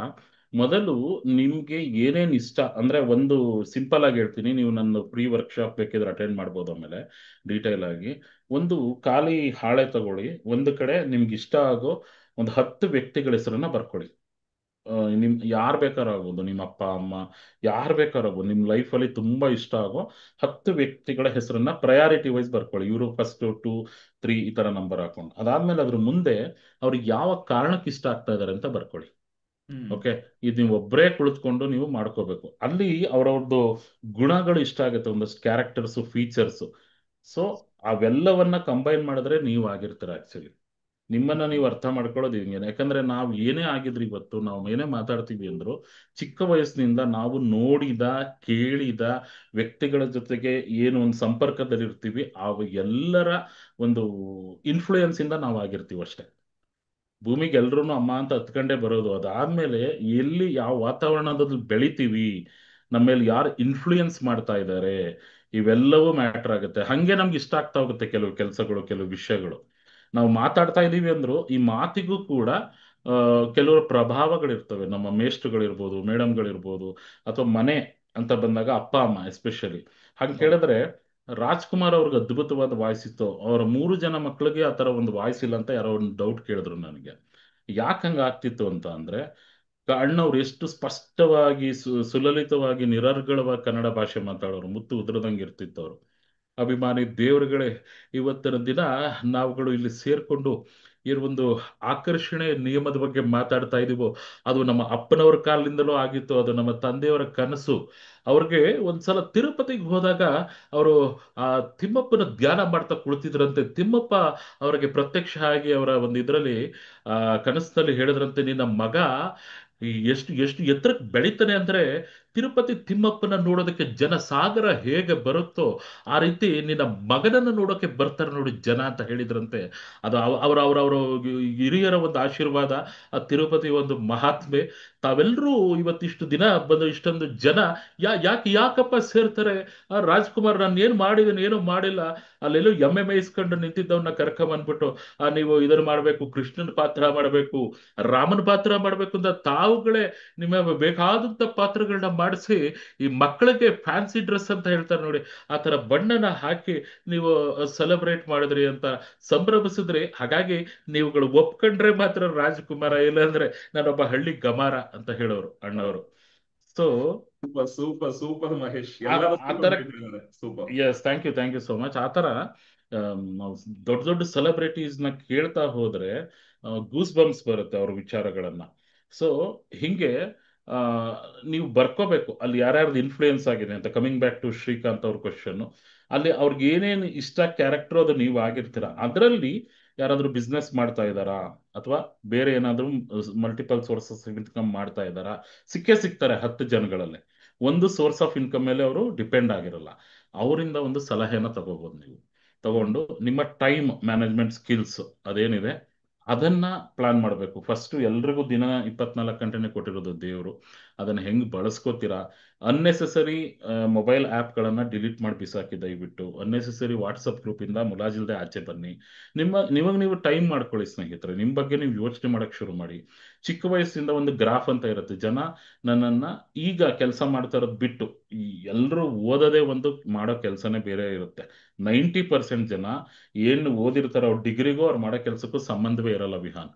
ಆ ಥರ ಈಗ ನಿಮ್ಗೆ ಚಿಕ್ಕ ವಯಸ್ಸಲ್ಲಿ ಮೇಸ್ಟ್ರೋ ಮೇಡಮ್ ಫಸ್ಟ್ ಡೇ ಸ್ಕೂಲಲ್ಲಿ ಎಬ್ಸಿ ಕೇಳಿಸಿರ್ತಾರೆ, ಏನಾಗ್ಬೇಕು ಅನ್ಕೊಂಡಿದ್ದೀರಾ ನೀವು ಅಂತ. ಆಗ ಹೇಳಿರ್ತೀರಲ್ವಾ ನೀವು, ನಾನು ಡಾಕ್ಟರ್ ಆಗಬೇಕು, ಎಂಜಿನಿಯರ್ ಆಗಬೇಕು, ಇನ್ನೇನೇನೇನೇನೋ ಹೇಳಿರ್ತೀರ. ನಾನು ಕೇಳಿದಾಗ ನಾನು ಆಕ್ಟರ್ ಆಗಬೇಕು ಅಂತಾನೆ ಹೇಳಿದ್ದೆ. ಸೊ ಹ್ಮ್ ನೋಡಿ, ವಿತ್ ಗಾಡ್ಸ್ ಗ್ರೇಸ್ ನಾನು ಒಬ್ಬ ವಾಯ್ಸ್ ಆಕ್ಟರ್ ಆಗಿದ್ದೀನಿ. ಇವತ್ತು ಆಕ್ಟಿಂಗು ಕೂಡ ಮಾಡ್ತೀನಿ ಅಫ್ಕೋರ್ಸ್. ಸೊ ಸಾಕಷ್ಟು ಸಿನಿಮಾಗಳಲ್ಲೂ ಮಾಡಿದ್ದೀನಿ, ಸೀರಿಯಲ್ಗಳಲ್ಲೂ ಮಾಡಿದ್ದೀನಿ, ಶಾರ್ಟ್ ಫಿಲಮ್ಗಳು ಮಾಡ್ತಾ ಹೋಗ್ತಾ ಇದ್ದೀನಿ. ಹಂಗೆ ನಮ್ಗೆ ಹೊಳಿತಾ ಹೋಗುತ್ತೆ. ಹೆಸಿಟೇಷನ್ ಬಿಟ್ರೆ ನೀವು, ಈಗ ಶಾರ್ಟ್ ಫಿಲಮ್ ಅನ್ನೋದು ಕೂಡ ಸಿನಿಮಾದಲ್ಲೇ ಅವಕಾಶ ಬರ್ಬೇಕಂತ ಏನಿಲ್ಲ. ಬಡಿಂಗ್ ಆಕ್ಟರ್ಸ್ ಹೇಳ್ತಾ ಇದ್ದೀನಿ ನಾನು. ಶಾರ್ಟ್ ಫಿಲಮ್ ಕೂಡ ಒಂದು ಪ್ಯಾರಲಲ್ ಇಂಡಸ್ಟ್ರಿಯಾಗಿ ಬೆಳೀತಾ ಇದೆ. ಶಾರ್ಟ್ ಫಿಲಮ್ ಅಲ್ಲೂ ಕೂಡ ಡಬ್ಬಿಂಗ್ ಅವಕಾಶ ಇದೆ. ಪ್ಯಾನ್ ಇಂಡಿಯಾ ಲೆವೆಲ್ ಅಲ್ಲಿ ಹೋಗ್ತಾ ಇದಾವೆ ಅದು.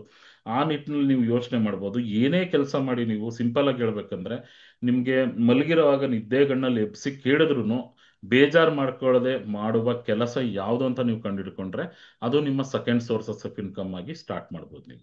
ಸೂಪರ್, ಅದ್ಭುತ ಶ್ರೀಕಾಂತ್ ಅವರೇ. ಉತ್ತರ ಸಿಕ್ತು ಅನ್ಕೊಳ್ತೀನಿ. ನಿಮಗೆ ಬಹಳ ಖುಷಿ ಕೊಡುವಂತಹ ಒಂದು 10 ವಿಷಯನ ನೀವು ಹುಡುಕಿ, ಅದ್ರಲ್ಲಿ ಯಾವ್ದು ಹೆಚ್ಚಾಗಿ ಖುಷಿ ಕೊಡುತ್ತೋ ಅದನ್ನ ಹೇಗೆ ಹಣವಾಗಿ ಬದಲಾಯಿಸಬಹುದು ಯೋಚಿಸಿ. ಇವತ್ತು ಅದಕ್ಕೆ ದಾರಿ ಇದೆ. ಮಹೇಶ್ ಅವರು ಒಂದು ಅದ್ಭುತವಾದ ವಿಷಯ ಹೇಳಿದ್ರು.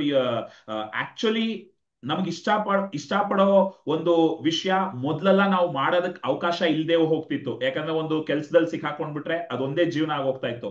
ಆದ್ರೆ ಇವತ್ತು ಥ್ಯಾಂಕ್ಸ್ ಟು ಟೆಕ್ನಾಲಜಿ, ಈಗ ನೋಡಿ, ನಾವು ಒಬ್ಬ ವಾಯ್ಸ್ ಕಲಾವಿದ, ಧ್ವನಿ ಕಲಾವಿದನ್ನ ಮಾತಾಡಿಸ್ತಾ ಇದೀವಿ. ಅದೇ ರೀತಿ ಝೂಮ್ ಗಳಲ್ಲಿ ಬೇರೆ ಬೇರೆ ವಿಷಯದಲ್ಲಿ ಪಾಂಡಿತ್ಯ ಹೊಂದಿರುವಂತಹ ಗುರುಗಳನ್ನ ನಾವು ಭೇಟಿ ಮಾಡೋದಕ್ಕೆ ಅವಕಾಶ ಸಿಗುತ್ತೆ, ಅವರಿಂದ ಕಲಿಯೋದಕ್ಕೆ ಸಿಗುತ್ತೆ.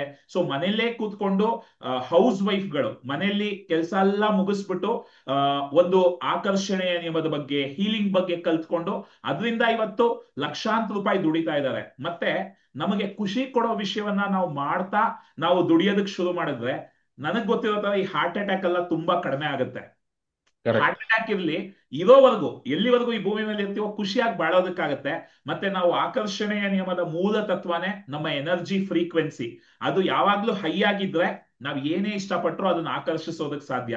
ಸೊ ಯಾವಾಗ ನಮ್ಗೆ ಇಷ್ಟಪಟ್ಟ ಕೆಲಸನ ನಾವು ಮಾಡ್ತೀವಿ, ನಮ್ಮ ಫ್ರೀಕ್ವೆನ್ಸಿ ಹೈ ಆಗ್ತಾ ಹೋಗುತ್ತೆ.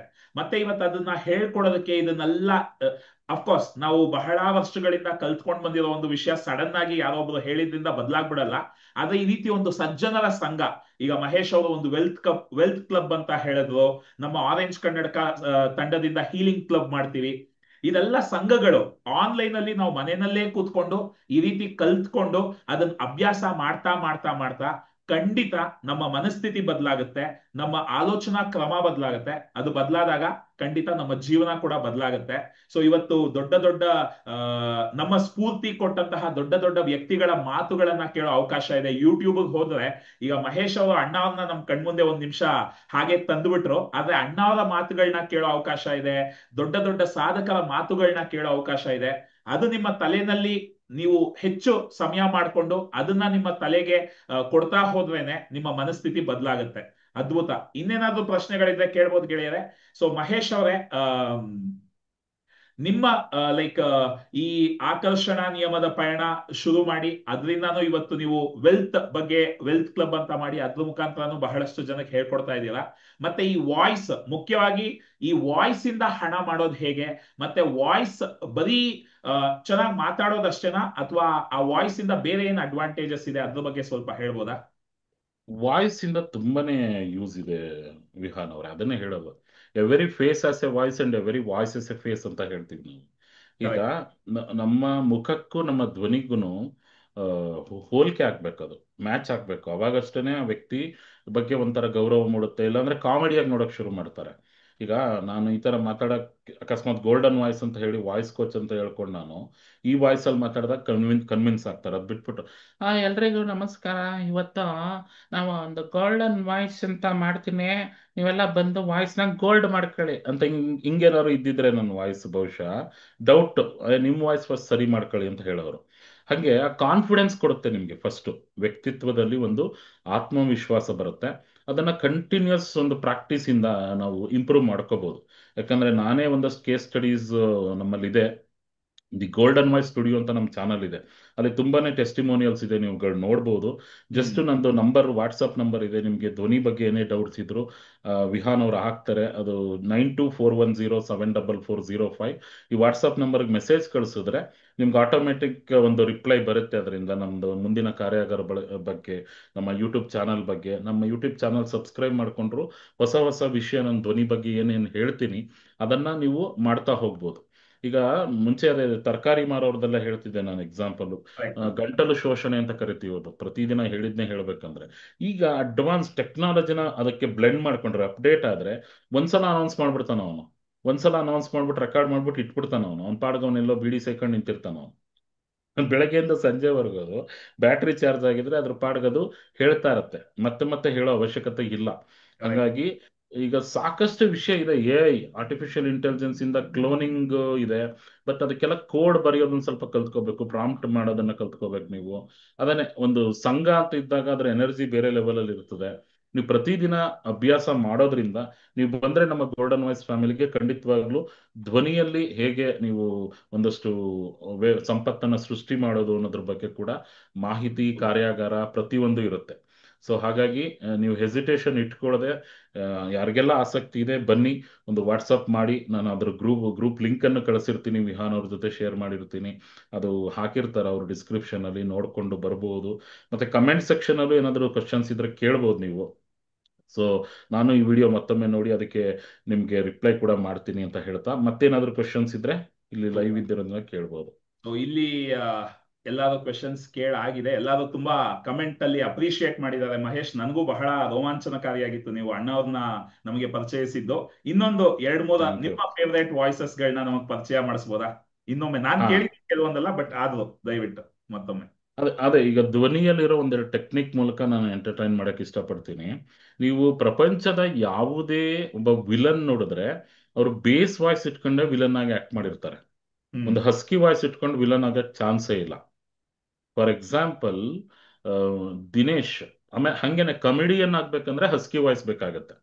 ಹೆಂಗೆ ಅವರು ಟ್ರಾನ್ಸ್ಫಾರ್ಮ್ ಮಾಡ್ಕೊಂಡ್ರು, ಅವ್ರ ಧ್ವನಿನ ಹೆಂಗ್ ಚೇಂಜ್ ಮಾಡ್ಕೊಂಡ್ರು ಅಂತ ಒಂದು ಎಕ್ಸಾಂಪಲ್ ತೋರಿಸ್ತೀನಿ. ದಿನೇಶ್ ಅಂತ ಕೆಲವ್ರಿಗೆ ಗೊತ್ತಿರ್ಬೋದು, ಹಳೆ ಕಲಾವಿದರು. ಹೌದು. ಅವರು ಆರಂಭದಲ್ಲಿ ಬಂದಾಗ ಅವರು ವಿಲನ್ ಪಾತ್ರಗಳನ್ನೇ ಮಾಡ್ತಾ ಇದ್ರು.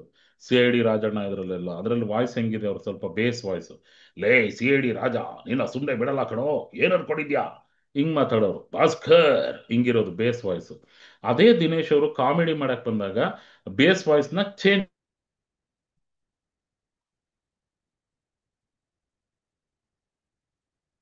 ಮಹೇಶ್ ಅವರ ಇಂಟರ್ನೆಟ್ ಸಮಸ್ಯೆ ಆಯ್ತು ಅನ್ಸುತ್ತೆ. ಗೆಳೆಯರೆ, ಎಲ್ಲರಿಗೂ ನನ್ನ ಧ್ವನಿ ಕೇಳಿಸ್ತಾ ಇದೆಯಾ ಸ್ಪಷ್ಟವಾಗಿ? ಹಾ Mahesh. Am I back? Yes yes, you are back. Okay okay. Dinesh ಅವ್ರ ಬಗ್ಗೆ ಹೇಳ್ತಾ ಇದ್ರಿ, ಆ ಕಾಮಿಡಿ ವಾಯ್ಸ್ ಬಗ್ಗೆ ಹೇಳ್ತಾ ಇದ್ರಿ. ಯಾ ಅದೇ ವಾಯ್ಸು ಅವ್ರದ್ದು ಬೇಸ್ ಇತ್ತು. ಲೇ ಸೇಡಿ ರಾಜ, ನಿನ್ನ ಸುಮ್ಮನೆ ಬಿಡಲ್ಲ ಕಣೋ, ಭಾಸ್ಕರ್, ಈ ತರ ಬೇಸ್ ವಾಯ್ಸ್ ಇರೋರು ಕಾಮಿಡಿ ಮಾಡ್ಬೇಕಂದ್ರೆ, ವಾಯ್ ಈ ಬಂದಿರೋ ಕುಂಬಳಕಾಯಲ್ಲಿ ಬಾಬು ಒಟ್ಟ ಬಾರಾಯರೆ, ನಿಮಗೆ ಒಂದು ವಿಷಯ ಗೊತ್ತುಂಟ, ಜೈ ಆಂಜನೇಯ ಆರ್ಡರ್, ಈ ತರ ಧ್ವನಿನ ಬದಲಾಯಿಸ್ಕೋತಾರೆ. ಅದೇ ರೀತಿ ಡಬ್ಬಿಂಗ್ಗೋಸ್ಕರ ನಂದಿ ಅವಾರ್ಡ್ ಪಡೆದಂತ ಆರ್ಮುಗ ರವಿಶಂಕರ್, ನಿಮ್ಮೆಲ್ರಿಗೂ ಗೊತ್ತೇ ಇದ್ದಾರೆ, ಅರುಂಧತಿ ಸಿನಿಮಾದಲ್ಲಿ ಅಬ್ಬರಿಸಿದಾರೆ. ಆ ತರ ಅವರು ವಿಲನ್ ಕ್ಯಾರೆಕ್ಟರ್ ಮಾಡಿದ್ರೆ ಒಂಥರ ರೋಮಾಂಚನ ಅವ್ರ ವಾಯ್ಸ್ ಕೇಳೋದಕ್ಕೆ. ಅವರು ಬಚ್ಚನ್ ಅನ್ನೋ ಸಿನಿಮಾದಲ್ಲಿ ಕಾಮಿಡಿ ವಿಲನ್ ಆಗಿ ಆಕ್ಟ್ ಮಾಡ್ತಾರೆ. ಅದರಲ್ಲಿ ಸುದೀಪ್ ಅವರು ಏನೋ ಮಾಡ್ತಾ ಇರ್ತಾರೆ, ಅಲ್ಲಿ ಬಂದು ಇಲ್ಲಿ ಒಂದು ಆವಾಜ್ ಆಗ್ತಾರೆ, ಏಯ್ ಏನ್ರಾ ಮಾಡ್ತಾ ಇದ್ದೀರಾ ಅಂತ. ಈ ತರ ಸುದೀಪ್ ಅವರು ಒಂದು ರಪ್ ಅಂತ ಬಾರಿಸಿದ ತಕ್ಷಣ, ಅಪ್ಪ ಸ್ವಾಮಿ ಹೊಡಿಯೋದು ಹೊಡಿತೀಯ, ಯಾತಕ್ಕೋಸ್ಕರ ಹೊಡಿತಾ ಇದೆಯಾ ಅಂತ ಹೇಳಿ ಪುಟ್ಯ ಕಟ್ಕ ಸ್ವಾಮಿ, ಈ ತರ ವಾಯ್ಸ್ ಅನ್ನ ಫುಲ್ ಶ್ರಿಲ್ ಮಾಡ್ಕೊಂಡ್ಬಿಡ್ತಾರೆ. ಆಕ್ಚುಲಿ ನೀವು ಗಮನಿಸಿದ್ರೆ ಆಕ್ಟರ್ ಆಗೋರಲ್ಲಿ ಆಲ್ಮೋಸ್ಟ್ ಇದೇ ಪ್ಯಾಟರ್ನ್ ಇದೆ, ಇನ್ಕ್ಲೂಡಿಂಗ್ ಡಾಕ್ಟರ್ ವಿಷ್ಣುವರ್ಧನ್. ಬಂಧನ ಸಿನಿಮಾದಲ್ಲಿ ಸೀರಿಯಸ್ ಆಗಿ ಮಾತಾಡ್ತಾ ಇರ್ತಾರೆ, ಮಿಸ್ ನಂದಿನಿ, ನೀವಂದ್ರೆ ನನಗೆ ಬಹಳ ಇಷ್ಟ. ಹಾ, ಹಿಂಗ್ ಹೇಳ್ತಾ ಇದ್ದವರು ಅವ್ರಿಗೆ ಪ್ರಪೋಸ್ ಮಾಡೋದೊಂದು ಸೀನ್ ಇದೆ, ಕಾಮಿಡಿ ಈ ತರ ಮಾಡ್ಕೊಂಡ್ಬಿಡ್ತಾರೆ. ಅಯ್ಯೋ ರೆಡ್ ರೋಡ್ಸ್ ಬೇಡ, ಬೇರೆ ಏನೇನು ಯೋಚನೆ ಮಾಡ್ಬೇಕಂತ ಹೇಳಿ. ಆ ಮಿಸ್ ನಂದಿನಿ ಅವರೇ, ನಾನು ಮದ್ವೆ ಆಗೋ ಹುಡುಗಿ ಹೇಗಿರ್ಬೇಕಂದ್ರೆ ಮಾತು ಮಧುರವಾಗಿರ್ಬೇಕು, ನಡಿಗೆ ತೊಡಿಗೆ ಸಾಧಾರಣವಾಗಿರ್ಬೇಕು, ಹಾಡಿದ್ರೆ ಕೋಗಿಲೆ ತರ ಹಾಡ್ಬೇಕ್ರಿ. ಈ ಎಲ್ಲಾ ಗುಣ ನಿಮ್ಮನ್ ಬಿಟ್ರೆ ಬೇರೆ ಯಾರಲ್ಲೂ ಇಲ್ಲ ರೀ. ನೀವಿಲ್ದೆ ನನ್ನ ಬಾಳು ಶೂನ್ಯ ರೀ, ಶೂನ್ಯ. ನೋಡಿ, ಅಂತ ಲೆಜೆಂಡ್ ಆಕ್ಟರ್ಸೇ ವಾಯ್ಸ್ ಚೇಂಜ್ ಮಾಡ್ತಾರೆ ಆಕ್ಚುಲಿ. ಹ್ಮ್ ಸೊ ಹಾಗಾಗಿ ಸಂದರ್ಭಕ್ಕೆ ತಕ್ಕ ಹಾಗೆ ನಾವು ಚೇಂಜ್ ಮಾಡಬೇಕು. ಸೊ ಸಾಕಷ್ಟಿದೆ. ನೀವು ವಾಯ್ಸ್ ಓವರ್ ಅಲ್ಲಿ ಬಂದ್ರೆ ರೇಡಿಯೋ ಕಮರ್ಷಿಯಲ್ಗೆ ಧ್ವನಿ ಕೊಡ್ಬೋದು ಆಕ್ಚುಲಿ. ಅಂಡ್ ಪಾಡ್ಕಾಸ್ಟ್ಗಳನ್ನ ಮಾಡಬಹುದು. ಅಂದ್ರೆ ಇಂಟರ್ವ್ಯೂ ಟೈಪೇ ಅಂತಲ್ಲ, ಪಾಡ್ಕಾಸ್ಟ್ ಚಾನಲ್ಗಳೇ ಇದೆ, ಅದರಿಂದನೂ ಕೂಡ ಮಾನಿಟೈಸೇಷನ್ ಮಾಡ್ಕೊಳ್ಳುವಂಥದ್ದಿದೆ. IVRS ಅಂತ ಬರುತ್ತೆ. ಈಗ ನಮ್ಮ ಮೆಟ್ರೋದಲ್ಲೆಲ್ಲ ನೀವು ಟ್ರಾವೆಲ್ ಮಾಡಿದ್ರೆ ಕರೆಕ್ಟ್. ಮುಂದಿನ ನಿಲ್ದಾಣ Jayaprakash Nagar, next station is JP Nagar, ಬಾಗಿಲುಗಳು ಎಡಕ್ಕೆ ತೆರೆಯಲಿವೆ, please mind the gap while boarding and deboarding, ಈ ತರದ ಧ್ವನಿ ಬರುತ್ತೆ. ಸೊ ಈ ತರದ ಧ್ವನಿಯಿಂದನೇ ಅವರೆಲ್ಲ ನೋಡಿ ಹೆಸರನ್ನು ಮಾಡಿದ್ದಾರೆ, ಹಣನೂ ಮಾಡ್ತಾ ಇದ್ದಾರೆ. ನಾನು ಕೂಡ ವೋಡಾಫೋನ್ ಅನ್ನೋ ಕಂಪನಿಗೆ ಒಂದು IVRS ಆರ್ಟಿಸ್ಟ್ ಆಗಿ 1 ವರ್ಷ ಕೆಲಸ ಮಾಡಿದ್ದೀನಿ. ಅದು ಓಕೆ. ಉಪೇಂದ್ರ ಅವರ ಧ್ವನಿಯಲ್ಲಿ. ಆ ಟೈಮಲ್ಲಿ Big 92.7 FM ಅಲ್ಲಿ ಸ್ಟೇಟ್ ಲೆವೆಲ್ ಒಂದು ಕಾಂಪಿಟೇಷನ್ ಮಾಡ್ತಾರೆ ಮಿಮಿಕ್ರಿಗೋಸ್ಕರ, ಡೂಪ್ಲಿಕೇಟ್ ನಂಬರ್ 1 ಅಂತ ಹೇಳಿ 2006 ಅಲ್ಲಿ. ಅದರ ವಿನ್ನರ್ ನಾನಾಗಿದ್ದೆ. ಅದರ ಓಕೆ. ಒಂದು ಕಾಂಟ್ರಾಕ್ಟ್ ಸಿಕ್ಕಿತ್ತು ವೋಡಾಫೋನ್. ಉಪೇಂದ್ರ ತುಂಬಾ ಬಿಸಿ. ಆವಾಗ ಎಲ್ಲ ಆಫರ್ ಬಂದಿರುತ್ತೆ. ಕೆಲವರೆಲ್ಲ ಬೈಕೊಂಡು ಇರ್ಬೋದು, ಒಂದ್ಸಲ ಕಾಲ್ ಬಂದ್ಬಿಡುತ್ತೆ, ಸೈಡ್ಗೆ ಹಾಕ್ಬಿಟ್ಟು ಡ್ರೈವಿಂಗ್ ಮಾಡೋರು ಹಿಂಗಂತ ಅಂದ್ರೆ, ಹಾ ನಿಮಗೋಸ್ಕರ ನೋಡಿ ಇಂಡಿಪೆಂಡೆನ್ಸ್ ಡೇ ಆಫರ್, 217ಕ್ಕೆ ರೀಚಾರ್ಜ್ ಮಾಡಿ, ಈ ತರದೆಲ್ಲ ವಾಯ್ಸ್ ಬರ್ತಾ ಇತ್ತಾಗ. So okay. ಆ ತರದ್ದು ಕೆಲಸ ಮಾಡಿದ್ದೀನಿ ನಾನು. ಅದೊಂದು IVRS ಅಂತ ಬರುತ್ತೆ. ನೀವು ಬರೀ ವಾಯ್ಸ್ ಓವರ್, ಬೇರೆ ಊರಲ್ಲಿ ಇದ್ದೀರಾ, ಬೆಂಗಳೂರು ಬರೋಕ್ಕಾಗಲ್ಲ ಅಂದ್ರೆ ಒಂದು ಚಿಕ್ಕ ಸ್ಟುಡಿಯೋ ಸೆಟಪ್ ಹೇಗೆ ಮಾಡೋದು ಅಂತಾನೆ ಹೇಳ್ಕೊಡ್ತೀನಿ ನಮ್ಮ ವರ್ಕ್ಶಾಪ್ಗಳಿಗೆ ಬಂದಾಗ. ಒಂದು ಲ್ಯಾಪ್ಟಾಪ್ ಇಟ್ಕೊಂಡು, ಒಂದು ಮೈಕ್ ಇಟ್ಕೊಂಡು ನೀವು ಕಲಿಬಹುದು, ಅದನ್ನ ಮಾಡ್ತಾ ಹೋಗ್ಬೋದು. ಈಗೆಲ್ಲ ಆನ್ಲೈನ್ ಅಲ್ಲೇ ಕ್ಲೈಂಟ್ಸ್ ಈ ತರ ಝೂಮ್ ಮೀಟಿಂಗ್ ಅಲ್ಲೇ ಮಾತಾಡ್ಕೊಂಡು ಅವ್ರದ್ದೇನ್ ರಿಕ್ವೈರ್ಮೆಂಟ್ ಇದೆ ಅದನ್ನ ಅರ್ಥ ಮಾಡ್ಕೊಂಡು, ಶಂಕರ್ ಪ್ರಕಾಶ್ ಅವರ ಧ್ವನಿ ಮಾಡಿ ತೋರಿಸಿ ಅಂತ ಯಾರೋ ಕೇಳ್ತಿದ್ದಾರೆ. ಆಲ್ಮೋಸ್ಟ್ ಈಗ ಮಾಡಿದ್ದದೆ. ಶಂಕರ್ ಪ್ರಕಾಶ್ ಅಂತ ನಿರೂಪಕರವರು, DD ಚಂದನ, ಅಕಸ್ಮಾತ್ ಅವರು ಈ ಕಾರ್ಯಕ್ರಮಕ್ಕೆ ಬಂದಿದ್ರೆ ಹೇಗೆ ಮಾತಾಡ್ತಿದ್ರು ಅಂತ. ಎಲ್ಲರಿಗೂ ನಮಸ್ಕಾರ. ಆರೆಂಜ್ ಕನ್ನಡಕ ವಿಹಾನ್ ಅವರು ನಡೆಸ್ತಾ ಇರೋ ಆಕರ್ಷಣೆ ನಿಯಮ ಈ ಕಾರ್ಯಕ್ರಮ ಬಹಳ ಸೊಗಸಾಗಿ ಬರ್ತಾ ಇದೆ. ಈ ಸಮಾರಂಭಕ್ಕೆ ನಮ್ಮ ಮುಖ್ಯಮಂತ್ರಿಗಳಾದ ಸನ್ಮಾನ್ಯ ಶ್ರೀ ಸಿದ್ದರಾಮಯ್ಯನವರು ಬರ್ತಾ ಇದ್ದಾರೆ. ಬಾಯ್ಸ್ ಅಂಡ್ ಗರ್ಲ್ಸ್, ನಿಮ್ಮೆಲ್ಲರ ಚಪ್ಪಾಳೆ ಮೂಲಕ ಸಿದ್ದರಾಮಯ್ಯನವ್ರನ್ನ ಸ್ವಾಗತಿಸೋಣ.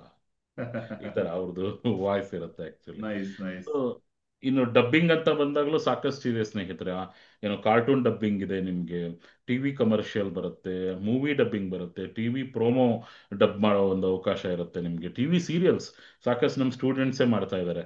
ಆಫ್ಟರ್ ಕೋವಿಡ್ ತುಂಬಾ ಸೀರಿಯಲ್ಗಳು ಡಬ್ ಆಗಿದೆ ಆಕ್ಚುಲಿ.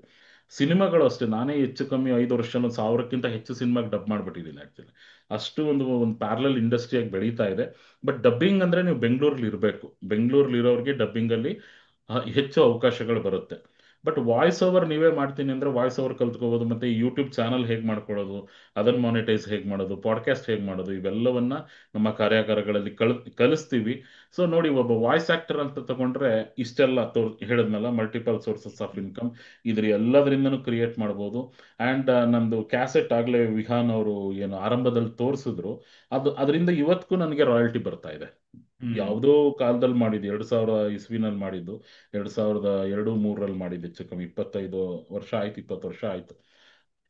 ಅದು ಆನಂದ್ ಆಡಿಯೋ ಕಂಪ್ನಿ ಅವ್ರ ಜೊತೆ. ಇವತ್ತಿಗೂ ಆನ್ಲೈನ್ ಅಲ್ಲಿ ಯಾರಾದರೂ ಅದನ್ನ ಆ, ಅಂದ್ರೆ ಇಂಡಿಯಾದಲ್ಲ, ಫಾರಿನ್ ಕಂಟ್ರಿಗಳಲ್ಲಿ ಯಾರಾದರೂ ಡೌನ್ಲೋಡ್ ಮಾಡ್ಕೊಂಡ್ರೆ ಡಾಲರ್ಸ್ ಲೆಕ್ಕದಲ್ಲಿ ಒಂದಷ್ಟು ಹಣ ಅಂತ ಬರುತ್ತೆ. ಅದರಿಂದನೂ ಒಂದು ನಮಗೆ ಹಣ ಅಂತ ಬರುತ್ತೆ. ಆ ಥರ ನೀವು ಒನ್ ಟೈಮ್ ಮಾಡೋ ಕೆಲಸಕ್ಕೆ ಮಲ್ಟಿಪಲ್ ಟೈಮ್ಸ್ ಇನ್ಕಮ್ ಬರ್ತಾ ಇರುತ್ತೆ. That is called passive income. Passive income. ನಮ್ಮ ಈ ಒಂದು ವೆಲ್ತ್ ಮಾಸ್ಟರಿ ಕೋರ್ಸ್ ಅಲ್ಲಿ how to create multiple sources of income ಅಲ್ಲಿ ಅದು ಕೂಡ ಹೇಳ್ಕೊಡ್ತೀನಿ. ಸೊ ಯಾರಿಗಾದ್ರೂ ಆಸಕ್ತಿ ಇದ್ರೆ ಖಂಡಿತ ಬನ್ನಿ, ಒಟ್ಟಾಗಿ ಕೆಲಸ ಮಾಡೋಣ. ವಾಯ್ಸ್ ಅಂದ್ರೆ ನಾನು ಇಲ್ಲಿ ಕಾಣಿಸ್ತಾ ಇದೆ, versatile oral instrument to communicate and express. ದೇವರು ಕೊಟ್ಟಿರೋ ಅದ್ಭುತವಾದ ಇನ್ಸ್ಟ್ರೂಮೆಂಟ್. ಅದನ್ನ ಸರಿಯಾಗಿ ಇಟ್ಕೊಂಡ್ರೆ ನಾವು, ಒಂದು ಮಾತಿದೆಯಲ್ಲ ಕನ್ನಡದಲ್ಲೇ, ಏನು, ನಾಯಿ ಸಾಕಿದ್ರೆ ಮನೆ ಕಾಯುತ್ತೆ, ನಾಲ್ಗೆ ಸಾಕಿದ್ರೆ ಮನೆತನ ಕಾಯುತ್ತೆ ಅಂತ. ಹಾಗಾಗಿ ಮಾತು ಬಲ್ಲವನಿಗೆ ಜಗಳವಿಲ್ಲ, ಊಟ ಬಲ್ಲವನಿಗೆ ರೋಗವಿಲ್ಲ ಅಂತ ಹೇಳ್ತಾ, ಬಹಳ ಖುಷಿ ಆಯ್ತು ಇವತ್ತು ನನಗೆ.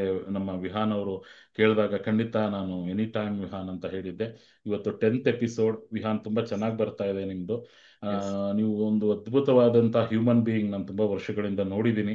ಲೇಟ್ ಆದ್ರೂ ಸರಿ ಅದು ಬಂದೇ ಬರುತ್ತೆ. ನಿಮ್ಗೆ ಒಂದು ಅದ್ಭುತವಾದ ಸಕ್ಸಸ್, ಒಂದು ಸೂಪರ್ ಸ್ಟಾರ್ ಆಗಿ ಖಂಡಿತ ನೀವು ಕನ್ನಡ ಏನು ಇಡೀ ಇಂಡಿಯಾದಲ್ಲೇ ಗುರುತಿಸ್ಕೊಳ್ತೀರಾ. So thank you so much for the invitation. ಮತ್ತೆ ಈಗ ಸಮಯದ ಅಭಾವ ಇರೋದ್ರಿಂದ ನಾನು ಬೇರೆ ಒಂದು ಡಬ್ಬಿಂಗ್ ಹೋಗ್ಬೇಕಾಗಿರೋದ್ರಿಂದ ಇದನ್ನ ಮುಗಿಸೋಣ. ಏನೇ ಡೌಟ್ಸ್ ಇದ್ರು ನೀವು ಕೇಳಬಹುದು ಚಾಟಲ್ಲಿ ಅಥವಾ ಕಮೆಂಟ್ ಅಲ್ಲಿ ಯೂಟ್ಯೂಬ್ ಅಲ್ಲಿ ಹಾಕಿದಾಗ. ಮತ್ತೆ ಸೇರೋಣ ಇನ್ನೊಮ್ಮೆ ಅಂತ ಹೇಳ್ತಾ ಧನ್ಯವಾದಗಳು. ಸೊ ಗೆಳೆಯರೆ, ಎಲ್ಲರೂ ಮಹೇಶ್ ಅವರಿಗೆ ಧನ್ಯವಾದಗಳನ್ನ ಚಾಟ್ ಬಾಕ್ಸ್ ನಲ್ಲಿ ತಿಳಿಸಬಹುದು. ಮಹೇಶ್ ಅವರೇ, ಹೋಗೋದಕ್ಕೆ ಮುಂಚೆ ಕಡೆಯದಾಗಿ ಒಂದು ನಮ್ಮ ಕಮ್ಯುನಿಟಿಗೆ ಏನಾದ್ರು ಹೇಳಬೇಕು ಅಂದ್ರೆ ಏನ್ ಹೇಳ್ತೀರಾ? ಆರಂಭದಲ್ಲೇ ಹೇಳಿದೆ, ನಂಬಿಕೆನೇ ದೇವರು ಅಂತ. ಹಾಗಾಗಿ ಫಸ್ಟ್ ನಿಮ್ಮನ್ನ ನೀವು ನಂಬಬೇಕು. ನಾನು ಪ್ರತಿ ಸಲ ಅದನ್ನೇ ಹೇಳ್ತೀನಿ, ಒಳ್ಳೆ ಮನಸ್ಸಿನಿಂದ ಆಲೋಚನೆ ಮಾಡಿದ್ರೆ ನಾವೇ ದೇವರು, ಮನಸ್ಸಲ್ಲಿ ಕೆಟ್ಟದನ್ನ ತುಂಬಿಕೊಂಡು ಬೇರೆಯವ್ರಿಗೆ ಕೆಟ್ಟದನ್ನ ಯೋಚನೆ ಮಾಡಿದ್ರೆ ನಾವೇ ದೆವ್ವ ಅಂತ. ಹಾಗಾಗಿ ಸರ್ವೇ ಜನೋ ಸುಖಿನೋ ಭವಂತು, ಎಲ್ರಿಗೂ ಒಳ್ಳೇದಾಗ್ಲಿ, ತಥಾಸ್ತು ಅಂತ ಭಗವಂತನ ನಾನು ಪ್ರಾರ್ಥನೆ ಮಾಡ್ತೀನಿ. ನಿಮ್ಮೆಲ್ಲರ ಶುಭ ಹಾರೈಕೆಗಳು ನನ್ನ ಮೇಲೂ ಇರ್ಲಿ ಅಂತ ನಾನು ಕೇಳ್ಕೊಳ್ತೀನಿ. ಎಲ್ರಿಗೂ ಒಳ್ಳೇದಾಗ್ಲಿ. Thank you Mahesh. ಕಾರ್ಯಕ್ರಮಕ್ಕೆ ಬಂದು ಅದ್ಭುತವಾಗಿ ಹಲವಾರು ವಿಷಯಗಳನ್ನ ಹಂಚ್ಕೊಂಡ್ರಿ. ಮತ್ತೆ ನಿಮ್ಮ ಬಹಳ ಸ್ಫೂರ್ತಿ ಕೊಡುವಂತಹ ಒಂದು ಪಯಣದ ಬಗ್ಗೆ ಕೂಡ ಬಹಳ ಚೆನ್ನಾಗಿ ಹಂಚ್ಕೊಂಡ್ರಿ. ಮತ್ತೊಮ್ಮೆ ಇದೇ ಕಾರ್ಯಕ್ರಮದಲ್ಲಿ ಮತ್ತೊಮ್ಮೆ ಸಿಗುವ. ಅಲ್ಲಿವರೆಗೂ ಧನ್ಯವಾದಗಳು ಮಹೇಶ್. ನಿಮಗೂ ಹೃತ್ಪೂರ್ವಕ ಅಭಿನಂದನೆಗಳು. ಇನ್ನೂ ನಾವು ಮುಂದಕ್ಕೆ ಎಷ್ಟೊಂದು ಒಟ್ಟಿಗೆ ಕೆಲಸ ಮಾಡ್ಲಿದ್ದೀವಿ ಸಿನಿಮಾಗಳಲ್ಲಿ. ಸೊ ಎಲ್ಲದಕ್ಕೂ ಅಭಿನಂದನೆಗಳನ್ನು ಹೇಳ್ತಾ ಧನ್ಯವಾದಗಳು Mahesh. Thank you so much Vihaan. ನಮಸ್ಕಾರ ಗೆಳೆಯರೆ. 10ನೇ ಸಂಚಿಕೆ, ಮಹೇಶ್ ರವರು ಹೇಳ್ದಂಗೆ 10ನೇ ಸಂಚಿಕೆಗೆ ನನ್ನ ಆತ್ಮೀಯರಾದ ಮಹೇಶ್ ಅವರನ್ನ ನಾನು ಕರೆಯೋದು ನನಗೂ ಬಹಳ ಸಂತೋಷವಾಗಿತ್ತು. ಸೊ ಮತ್ತೊಂದು ಸಂಚಿಕೆ ಅದ್ಭುತವಾಗಿ ಮುಗ್ದಿದೆ. ಮಹೇಶ್ ಅವರು ಅದ್ಭುತವಾಗಿ ಹೇಳಿದ್ರು, ನಮ್ಮ ಧ್ವನಿನೇ ನಮಗೆ ಬಹಳಷ್ಟು ರೀತಿಯಲ್ಲಿ ಹಣವನ್ನ ತಂದುಕೊಡಲು ಸಾಧ್ಯ. ನಮ್ಮ ಆಲೋಚನಾ ಕ್ರಮದ ಮೇಲೆ ನಾವು ಸ್ವಲ್ಪ ಕೆಲಸ ಮಾಡಿ, ನಮ್ಮ ಸೀಮಿತ ನಂಬಿಕೆಗಳನ್ನ ನಾವು ಸ್ವಲ್ಪವಾಗಿ ಮುರಿಯೋದಕ್ಕೆ ಶುರು ಮಾಡಿ, ನಾವು ಯೋಚಿಸೋ ರೀತಿನ ಸ್ವಲ್ಪ ಬದಲಾಯಿಸ್ತಾ ಹೋದ್ರೆ, ನಮ್ಮ ಧ್ವನಿಯನ್ನ ಬಳಸ್ಕೊಂಡೆ ನಾವು ಜೀವನದಲ್ಲಿ ಹಲವಾರು ರೀತಿಯಲ್ಲಿ ಹಣವನ್ನ ಮಾಡಬಹುದು. ನಮ್ಮ ಧ್ವನಿಯನ್ನ ಬಳಸ್ಕೊಂಡು ನಾವು ಜೀವನದಲ್ಲಿ ಕಾನ್ಫಿಡೆನ್ಸ್ ಬೆಳೆಸ್ಕೋಬಹುದು. ನಾವು ಜೀವನದಲ್ಲಿ ಒಂದು ಇನ್ಫ್ಲೂಯೆನ್ಸ್ ಕ್ರಿಯೇಟ್ ಮಾಡಬಹುದು. ಮನೆತನವನ್ನೇ ಕಾಯುತ್ತೆ ಅಂತ ಹೇಳಿದ್ರು ಅದ್ಭುತವಾಗಿ. ನಾಲ್ಗೆ ನಾವು ಸರಿಯಾಗಿ ಬಳಸ್ಕೊಂಡ್ರೆ ಮನೆತನವನ್ನ ಕಾಯ್ಬೋದು ಅಂತ. ಹಾಗೆ ಪ್ರತಿಯೊಂದು ಅಂಶ ಕೂಡ ನಾವು ಹೇಗೆ ನೋಡ್ತೀವಿ, ಯಾವ ದೃಷ್ಟಿಕೋನದಲ್ಲಿ ನೋಡ್ತೀವಿ, ಹೇಗೆ ಬಳಸ್ಕೊಳ್ತೀವಿ ಅನ್ನೋದ್ರ ಮೇಲೆ ಆಧಾರಿತವಾಗಿರುತ್ತೆ. ಹಾಗಾಗಿ ಸಕಾರಾತ್ಮಕವಾಗಿ ಯೋಚಿಸೋಣ, ಸಕಾರಾತ್ಮಕತೆಯನ್ನ ಹೆಚ್ಚಿಸೋಣ, ಆ ಸಕಾರಾತ್ಮಕ ಶಕ್ತಿಯನ್ನ ನಮ್ಮಲ್ಲಿ ನಾವು ತುಂಬಿಕೊಳ್ಳೋಣ. ಅದಕ್ಕೆ ಈ ರೀತಿ ಮತ್ತಷ್ಟು ಸಂಚಿಕೆಗಳು, ಮತ್ತಷ್ಟು ಈ ರೀತಿ ಅವಕಾಶಗಳು ನಮ್ಮೆಲ್ಲರಿಗೂ ಸಿಗ್ತಾ ಹೋಗ್ಲಿ. ಮತ್ತೊಮ್ಮೆ ಈ ಕಾರ್ಯಕ್ರಮಕ್ಕೆ ಯಾರೆಲ್ಲ ಇವತ್ತು ವೈಯಕ್ತಿಕವಾಗಿ ಜಾಯಿನ್ ಆಗಿದ್ದೀರಾ, ಮತ್ತೆ ಇನ್ನು ಯಾರೆಲ್ಲ ಈ ವಿಡಿಯೋವನ್ನ ನೋಡ್ತೀರಾ, ನಿಮ್ಮೆಲ್ಲರಿಗೂ ನನ್ನ ಹೃದಯದ ಅಂತರಾಳದಿಂದ ಧನ್ಯವಾದಗಳು. ಮತ್ತೆ ಮುಂದಿನ ಸಂಚಿಕೆಯಲ್ಲಿ ಸಿಗುವ ಮತ್ತೊಂದು ಅತಿಥಿಯ ಜೊತೆ. ಅಲ್ಲಿವರೆಗೂ ದಿಸ್ ಇಸ್ ಆರೆಂಜ್ ಕನ್ನಡಕ ವಿಹಾನ್ ಸೈನಿಂಗ್ ಆಫ್. ಧನ್ಯವಾದಗಳು ಗೆಳೆಯರೆ.